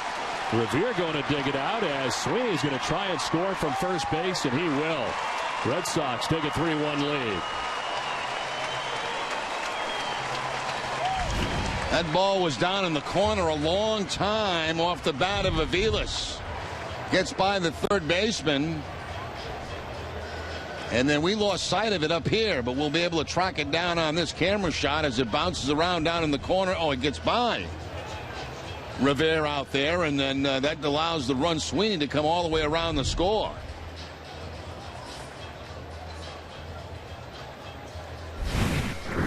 Pitching change. That's a day for Pavano. Red Sox on top 3-1.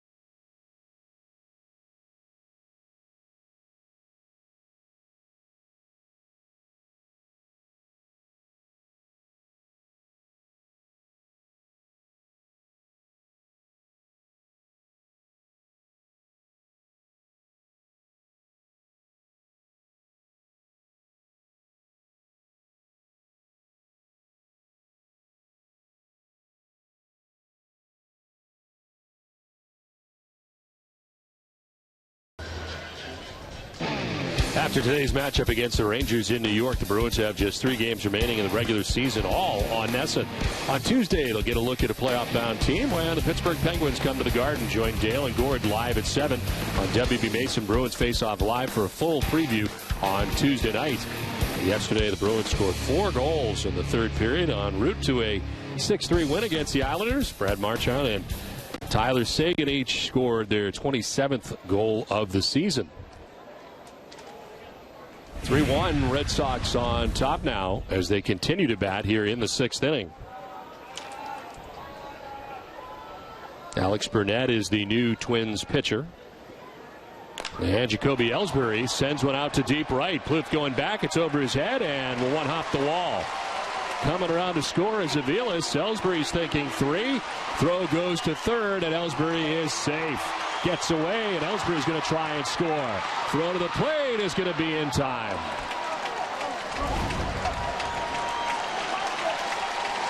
So Ellsbury gets an RBI triple. The Red Sox have a 4-1 lead at the end of 6.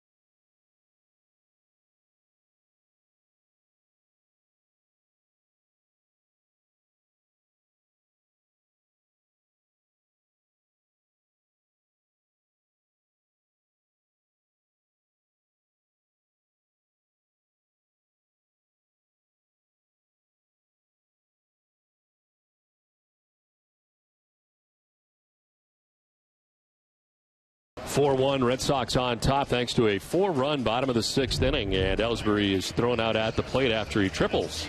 That ball hit very hard by Ellsbury up over the head of the right fielder. Has to play it off the base of the wall out there in the Red Sox bullpen. Once the ball got by, there's a little tangle up at third base. And I think Jacoby thought maybe it rolled into nowhere's land where nobody could get it. But the fact is, pretty good job by the left fielder coming back in. And, of course, they had Jacoby by a lot at home plate. But the Red Sox come up with 4 big ones in the 6th inning. Jacoby looked up. He saw that catcher already had the ball. Said, oh. This is not good. This is not good. Luke Hughes leading it off for the Twins here in the 7th inning. Garrett Mock back on the mound for Boston. Some changes for the Red Sox. Nate Spears comes into the game in left. Cody Ross's day is over. And Pedro Ciriaco stays in the game. Takes over at third base for Kevin Youkilis. I thought of another episode in the booth that I found hilarious, and we really couldn't laugh. And I think you know which one I'm talking about. I think so. We had a guest on one time who had shirt buttoned down, a couple of buttons, and just exploding chest hair. I could not see you. There was so much chest hair between you and me. And I'm looking at you, and you're looking at me, and we're dying to laugh. And this guy's as serious as could be. Yeah. It was a serious interview, too. It was a serious interview. Yes. And I don't know how we got through that thing without cracking up. I was giggling asking him questions, and he was looking at me strangely like, what is so funny about your questions? Because I could see you. I mean, there was all this chest hair. It was just between you and me. It was like a bush. It was like a tree. Yeah, it was. It was like this. I'm trying to see around it to see you. Yeah, I could not see it. Exploded. You must put like lights on that around Christmas time, you know?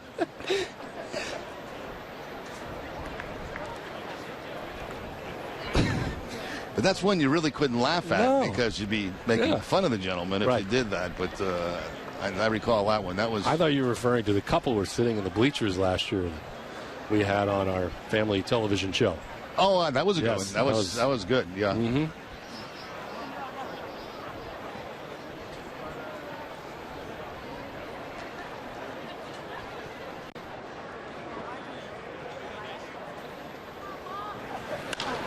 In the air to left field. Nate Spears just into the game. Ellsbury calls him off and makes the catch. 1 on, 1 down here in the 7th inning. Well, the regular season is now just 4 days away as the Red Sox begin the 2012 campaign in Detroit against the Tigers. Live coverage starts at 11:30 Thursday morning as we bring you 90 minutes of pregame coverage, including the opening day ceremonies from Comerica Park. Won't want to miss one of the best days on the baseball calendar, so tune in to Nesson Thursday morning for opening day at 11:30 to begin 2012. Ben Revere, the batter with 1 out, 1 on. In there for strike 1. Quite a pitching matchup for opening day. John Lester against the American League MVP Justin Verlander. Last year in 34 starts, 24-5. And we've talked about it many times during the spring. Schedule very tough for the Red Sox in April as this one gets away and Hughes will advance to second base. Yeah, the Red Sox certainly hope not to have a repeat of last season, the way things started. But when you look at that schedule, it is a very, very difficult schedule early in the season. Here it is. Several of these teams in the postseason last year and are just as good, if not better, than they were a year ago. And that includes Tampa Bay and even Toronto. We've seen a lot of them during the spring. They are going to be tough to deal with 18 times during the regular season. The end of the spring, or the end of the schedule of April, as the Red Sox involved with these Twins and Chicago White Sox at the end of the month on the road.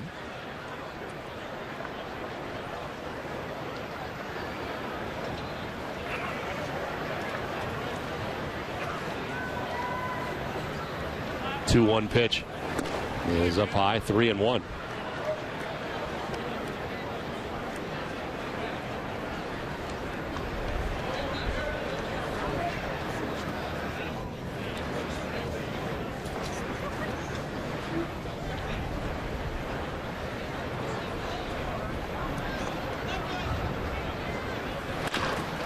Chop to short. Vilas gets it there in time to retire Revere. No advance for Hughes. 2 down.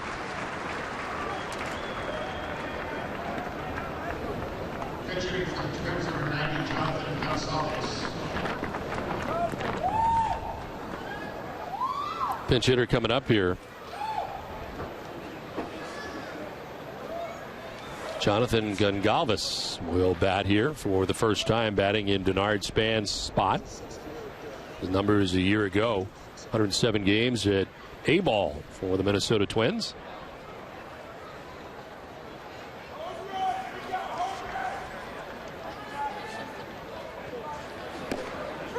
In there for strike one.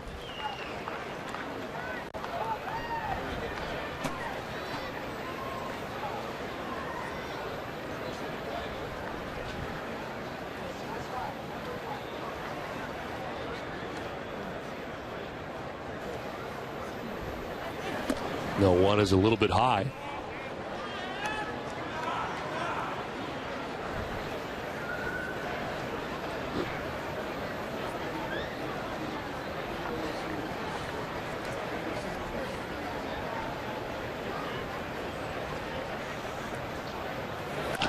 On the ground to third base, Siriaco deep third's got a long throw, but he's got a good arm and he gets it there in time. Nicely done to wrap up the top of the seventh inning stretch. 4-1 Red Sox.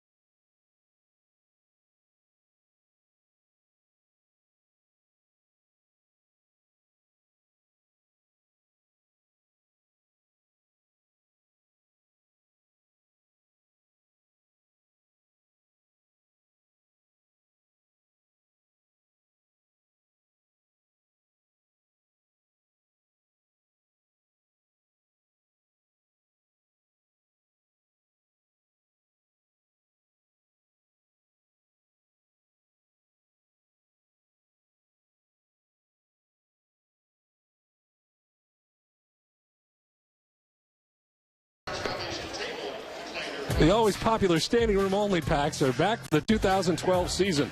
Their game against the Yankees are popular some weekend there. Create your own unique standing room only packs. See two great games for as little as $40. Get your tickets today at redsox.com/SRO packs. More funny moments in the booth from years past as we head to the bottom of the seventh inning. Actually, that was very present. Dustin Pedroia.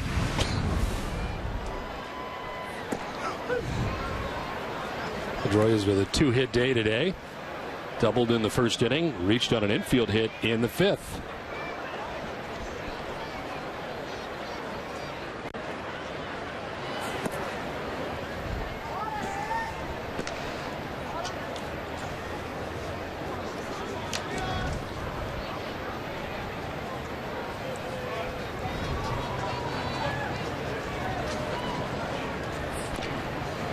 One chop foul back towards the screen. 1-2. Red Sox big inning today. A 4-run bottom of the sixth inning.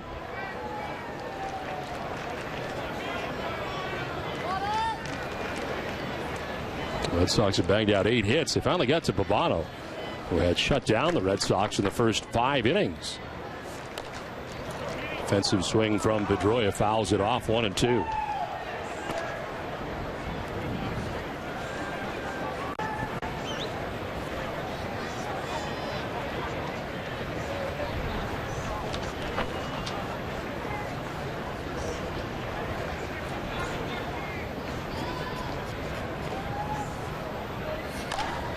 Pedroia hits it in the air down the right field line. And that'll stay foul.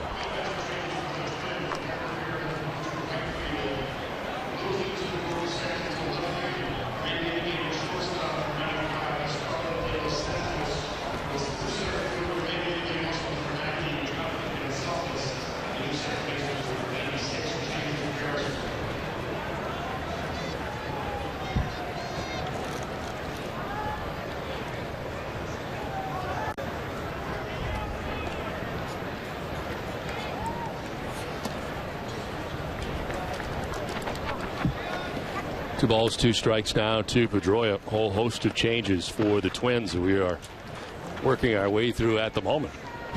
As we speak. I'm confused. There's a bunch of different guys on the field now that weren't there before. There's a pop up into right field. The carry is a little better than I thought. And he makes the catch in right for the first out of the 7th inning. That ball's been carrying pretty good today. It's very warm and a little bit more humid than we've had. With that wind blowing out towards center field this afternoon here at JetBlue Park.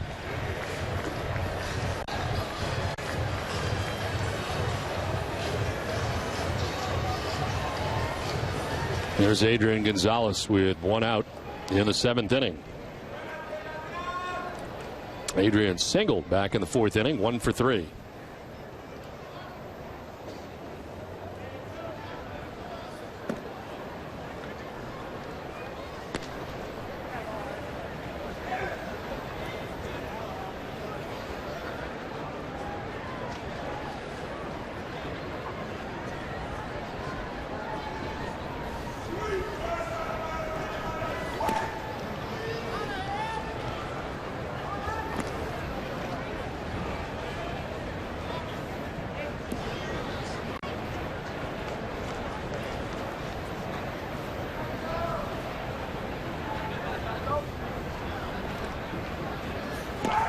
Swing and a miss for Gonzalez, and it's 2-1.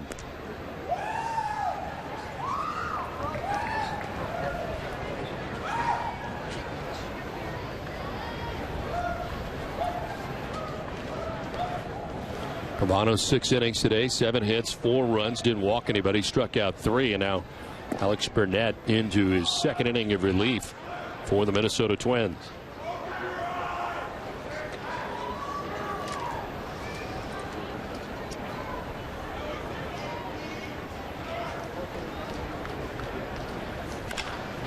To left with authority. Back goes Hughes, and it's off the scoreboard. Caroms by him, and cruising into second base with a one-out double, and his 2nd hit of the day is Adrian Gonzalez. Single back in the 4th inning for Gonzalez. Now the hard line drive double off the scoreboard in left field. Perfect. That ball down and away from Gonzalez. Does not try to pull it. Uses the opposite field and finds that left field wall. Hughes backing off. Hughes moving from second base out to left field. Gets it back in, but Adrian at second base with a 2-base hit. One down runner at second. Pedro Siriaco coming up. He's been very good defensively. We saw him steal 2 bases in the 6th inning as part of the 4-run Red Sox attack after he had pinch run for Kevin Youkilis. His first at bat of the day coming up right here.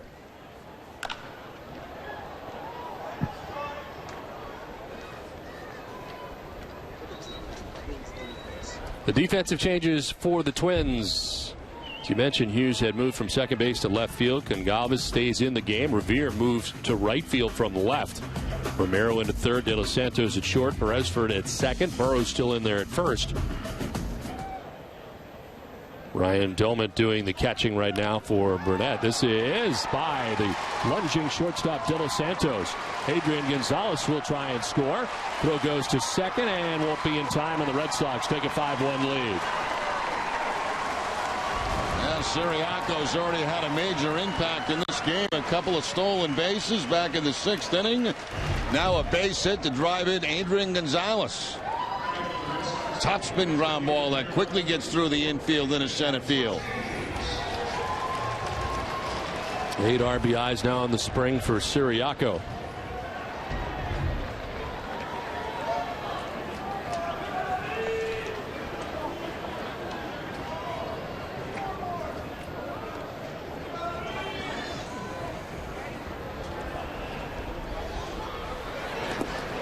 Bouncing in the dirt, Siriaco takes off for third, and he will get there.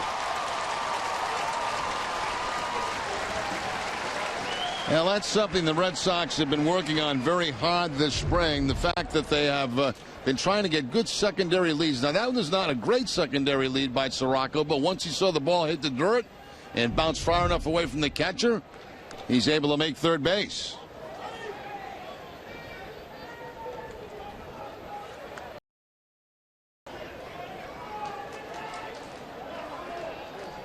Siriaco, big league time in the past with the Pirates. 8 games with the Pirates in 2010. Played 23 games with the Pirates last year. His only major league experience, signed by the Red Sox, minor league free agent in December.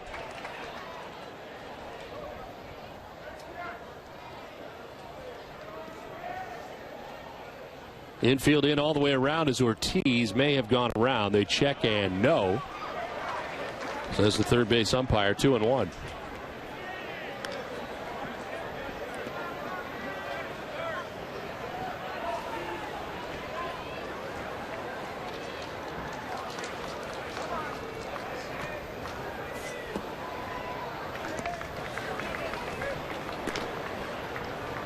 David grounded out in the second, singled in the fourth, struck out in the sixth inning.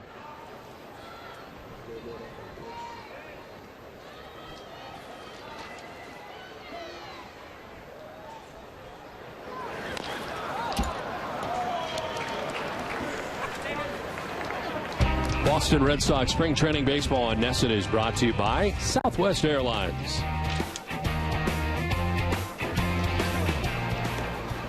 A beautiful afternoon here in Fort Myers, Florida. JetBlue Park jam-packed. See the Red Sox and the Twins.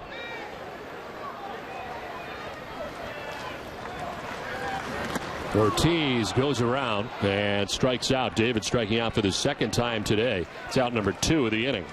Everything in that at bat had been down to David Ortiz until that final pitch. They go up the ladder, and Big Papi takes kind of a half swing on that for the strikeout. So a 1-for-4 afternoon for David Ortiz to this point. 2 down, and Nate Spears to get his first at bat of the day. Took over in left field for Cody Ross, who had gone 1 for 2 with an RBI double. Spears takes strike 1.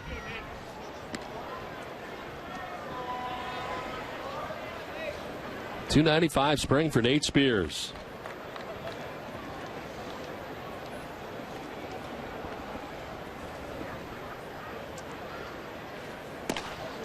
Gets the arms out of the way and takes ball 1, 1-1. Spears got to Boston last year for 3 games. The end of the year, September call-up for the Red Sox, his only major league experience. It's originally a 5th-round pick of the Baltimore Orioles. One hopper pick by Burrows nicely at first base. He'll tag the bag to end the inning. We'll have more Ask Jerry questions when we come back.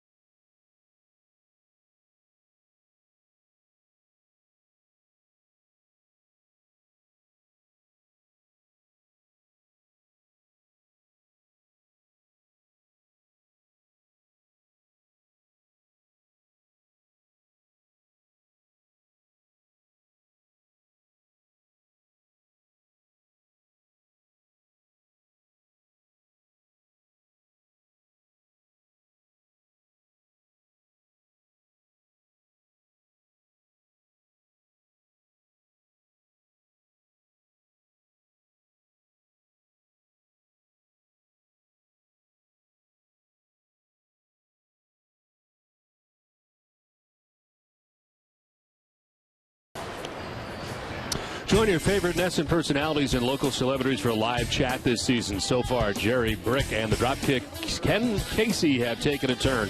Tomorrow afternoon at 1, BC Hockey's Chris Kreider will sign on to talk about his team's chances to win next week's Frozen Four. Join up tomorrow at 1 at NESN.com. Didn't you have a chat recently? I had a podcast, which is different, I think. A little bit different? Yes, I did a podcast last week. I kept looking for that on NESN.com. You couldn't find the podcast? No, what day did you do it? Tuesday. Tuesday, about 20 minutes. I podcasted. It's my first podcasting experience. How long did that take you? About 20 minutes. About 20 minutes? Yes. Jason Repko takes over in center field for Jacoby Ellsbury. Nick Punto is in at third base now for the Red Sox. Pedro Siriaco moves from third to second base. And the new pitcher is Brock Hunsiger into the game. First time we have seen Hunsiger.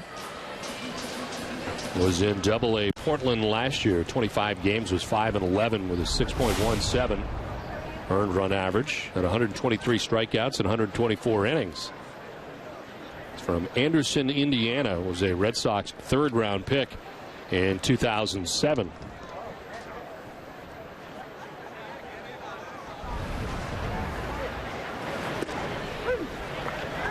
Strike one to De Los Santos. Took over at shortstop an inning ago for the Twins.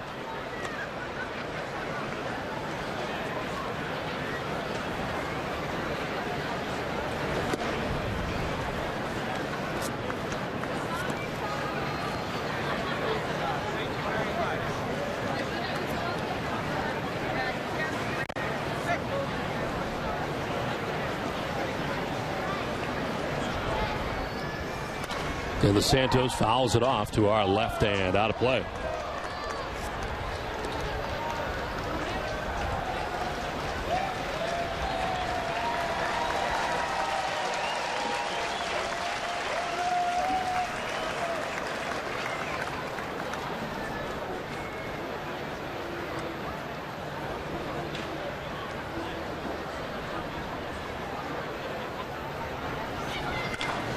In the air to right field.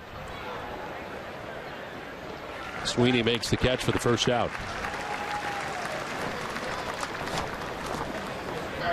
Well, earlier today at Red Sox and at NESN Twitter accounts, gathered questions from fans using the hashtag AskRemy. And here's our next question. It's from the Adam Turner.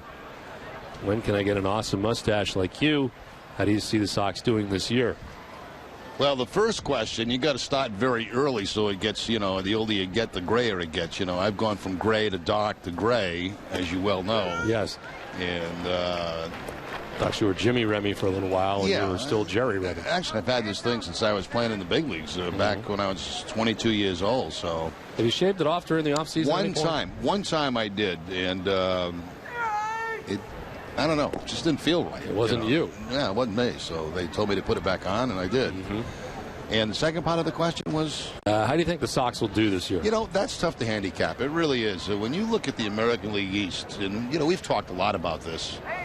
You got the Yankees, you've got Tampa Bay with their strong pitching. You've got a very improved, I think, the Toronto ball club. Red Sox, in my opinion, are still a very good ball club. I think it's a very difficult division to handicap at this time, and I think depth is going to mean a lot. I think to these teams in this division, and of course, always the case, staying away from major injuries. But it should be a very interesting American League East race, I think. And I'm not trying to avoid the question. It's just that it really is hard to handicap. Last year we came down here feeling like we were going all the way, through, no problems. Greatest Red Sox team ever assembled. You don't have that same feeling this year, which I think is good for the players.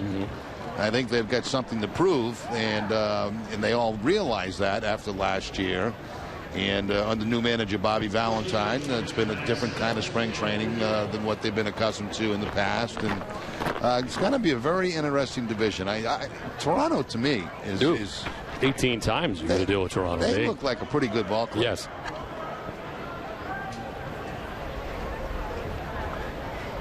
The Yankees had a bit of a setback with Pineda going on the DL to begin the year.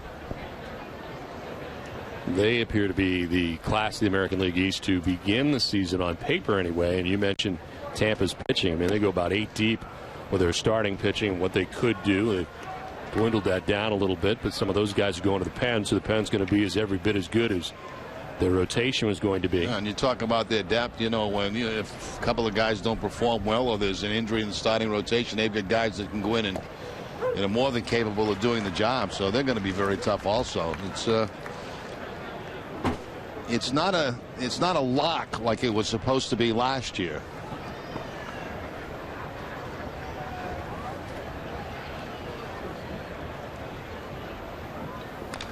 Pinto fouls it back to the screen, and it is 1-2. One of the fun parts for me this spring really has been, on a serious note, trying to figure out Bobby Valentine, because part of the job as an analyst is to try to know exactly what managers like to do, when they like to do it, and try things. And watching him has been pretty interesting. I mean, it's been a huge difference from what we're accustomed to. He does a lot. Now the question is, will that continue in the regular season? Get certain counts that he likes to run on. He's not afraid to throw a squeeze play in there. We've seen a lot more running, stealing of bases. We've seen some hit and runs. Will that continue during the season as a regular part of his managerial process with the Red Sox? Swing and a miss as Hunsinger strikes out Pinto. You have to. Well, I don't think you have to, but you got to imagine a lot of that stuff's going to happen during the regular season. You just get that feeling. I think that's his style. I mean, I think that's the way he likes to play the game. I think that's the way they've practiced it here in spring training, and I think that will continue on during the course of the season. But that's part of the fun of our job, is trying to figure out, just what the team's going to look like and what they're going to play like. And that's, for me, getting a chance to do, 12 games this spring, kind of picked up a few things on what he likes to do. Certainly has enough guys on the roster to do a lot of different things, and you need to have those type players on your roster to do that stuff, as Mike Scioscia kind of found out last year. The Angels team, he wasn't able to do as many things as he likes to do because his roster was not as deep. Right. But Bobby Valentine certainly has a lot of talented player, a lot of speed, especially when Carl Crawford gets back. Swing and a miss, and it's 0-2.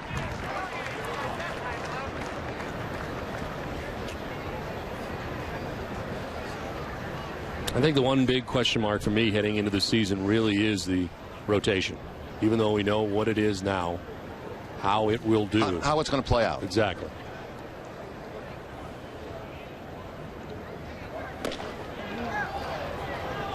They check it first, and he did not offer. It's a ball and 2 strikes. And we've done this so long, Don. We know. I mean, how quickly things change. I mean, yep. An injury here, an injury there, and your team's totally different. It doesn't look like the same ball club. And that's where the depth of the organization comes in.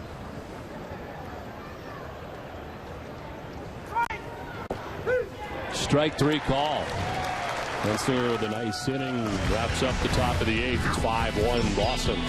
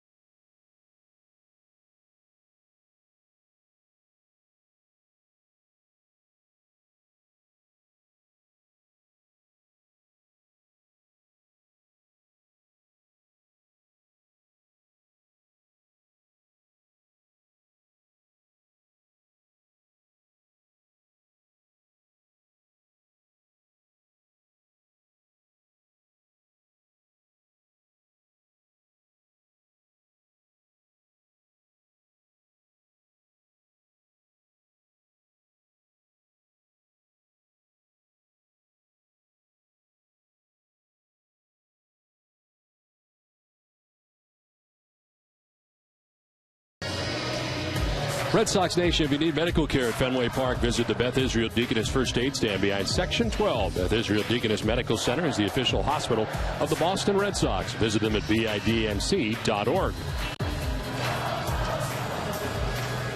Last half of the 8th inning, it's 5-1. Red Sox on top as the Twins have a new battery. Osmil Pinto into the game now for the Minnesota Twins. Takes over for Ryan Tomit. And the new pitcher is Bobby Lanigan in for the Twins. Last year in Double-A, 27 games, was 8-9 with a 4.45 earned run average. Saltalamacchia leading it off for Boston here in the 8th. One difference, too, I think, Jerry, the spring training, and we're seeing it here, and we saw it very early in spring training, was how deeply into games guys are playing, where they really didn't go that deeply into games in the past. It seemed that they were leaving after the 5th inning most days. I always liked that as a player, you know, when I got close to the season starting, especially the last week, to play some full games, because opportunities come up, you know, you get obviously more at-bats.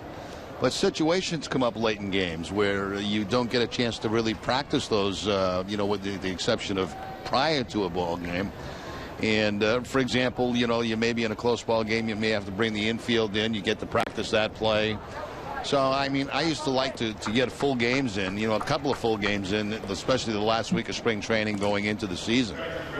Saltalamacchia strikes out for the 3rd time today. He is out number 1 of the 8th. And it brings up Ryan Sweeney. Sweeney grounded out in the 3rd. He flied out in the 4th and singled in the 6th inning.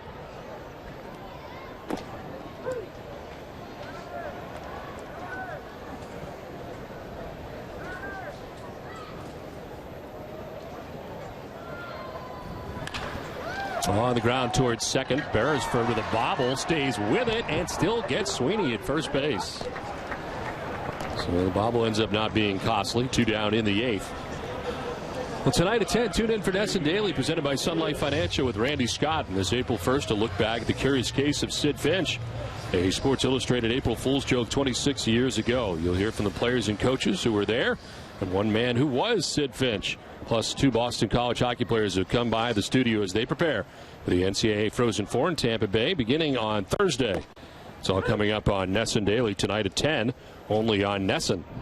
I remember that Sid Finch story, and you know, you had guys like Nolan Ryan throwing 100 miles an hour in those days, and here comes this guy Sid Finch throwing 150.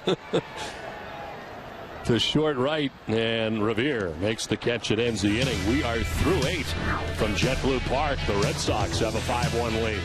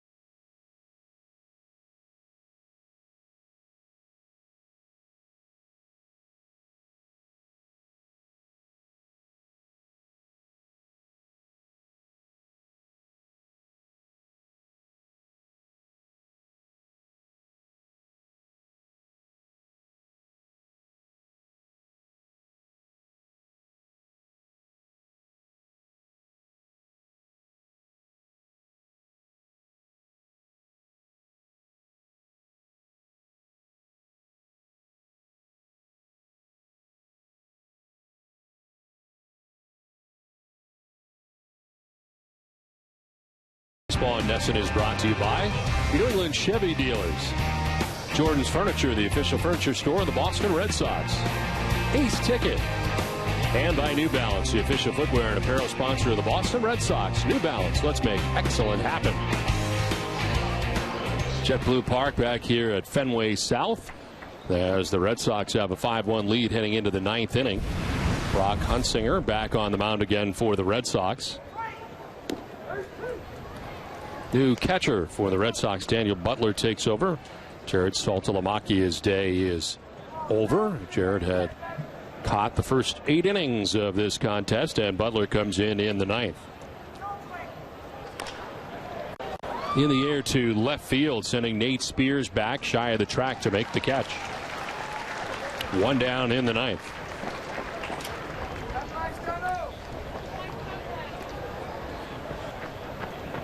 Comes Luke Hughes.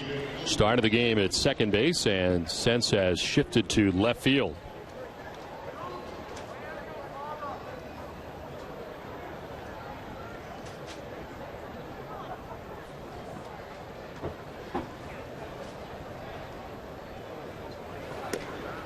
In there for strike 1 over the outside corner.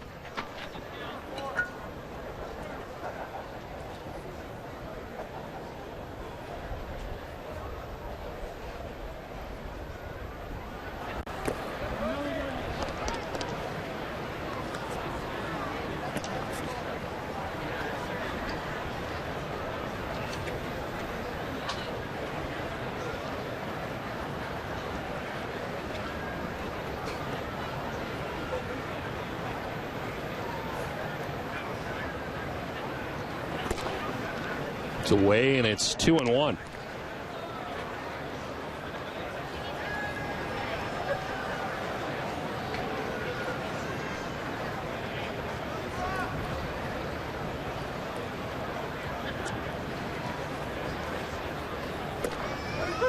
In there for strike 2, 2-2.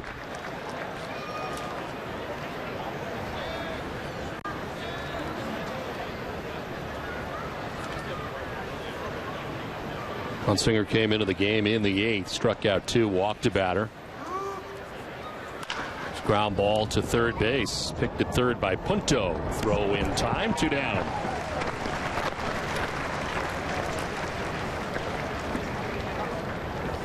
Two away, and that'll bring up Beresford.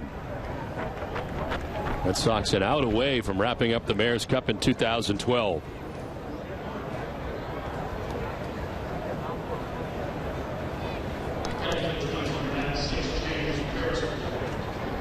Bobby is not yet ready to celebrate. It'll be a wild scene in that clubhouse, though, after the game if they can get this thing done. In there for strike 1 to Beresford with 2 down in the 9th.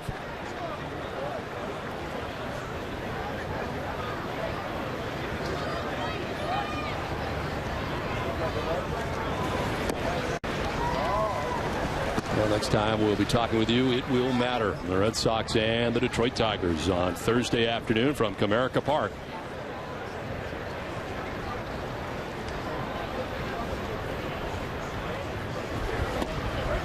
Strike over the outside corner, 1-2.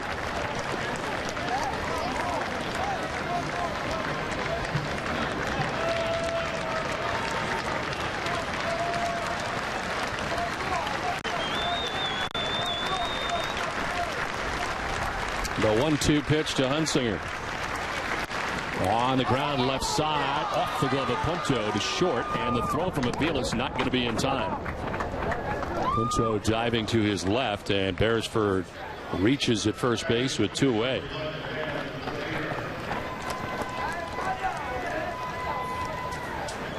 Going to bring up Ben Revere. Started the game in left field and now is in right field.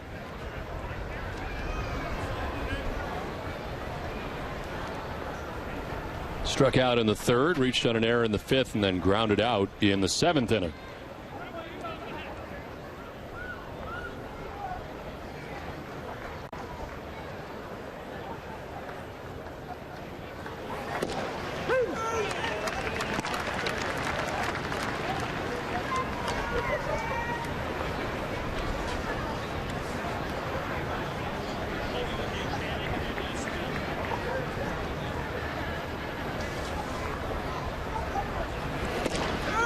It's a strike over the outside corner, and it's 0-2.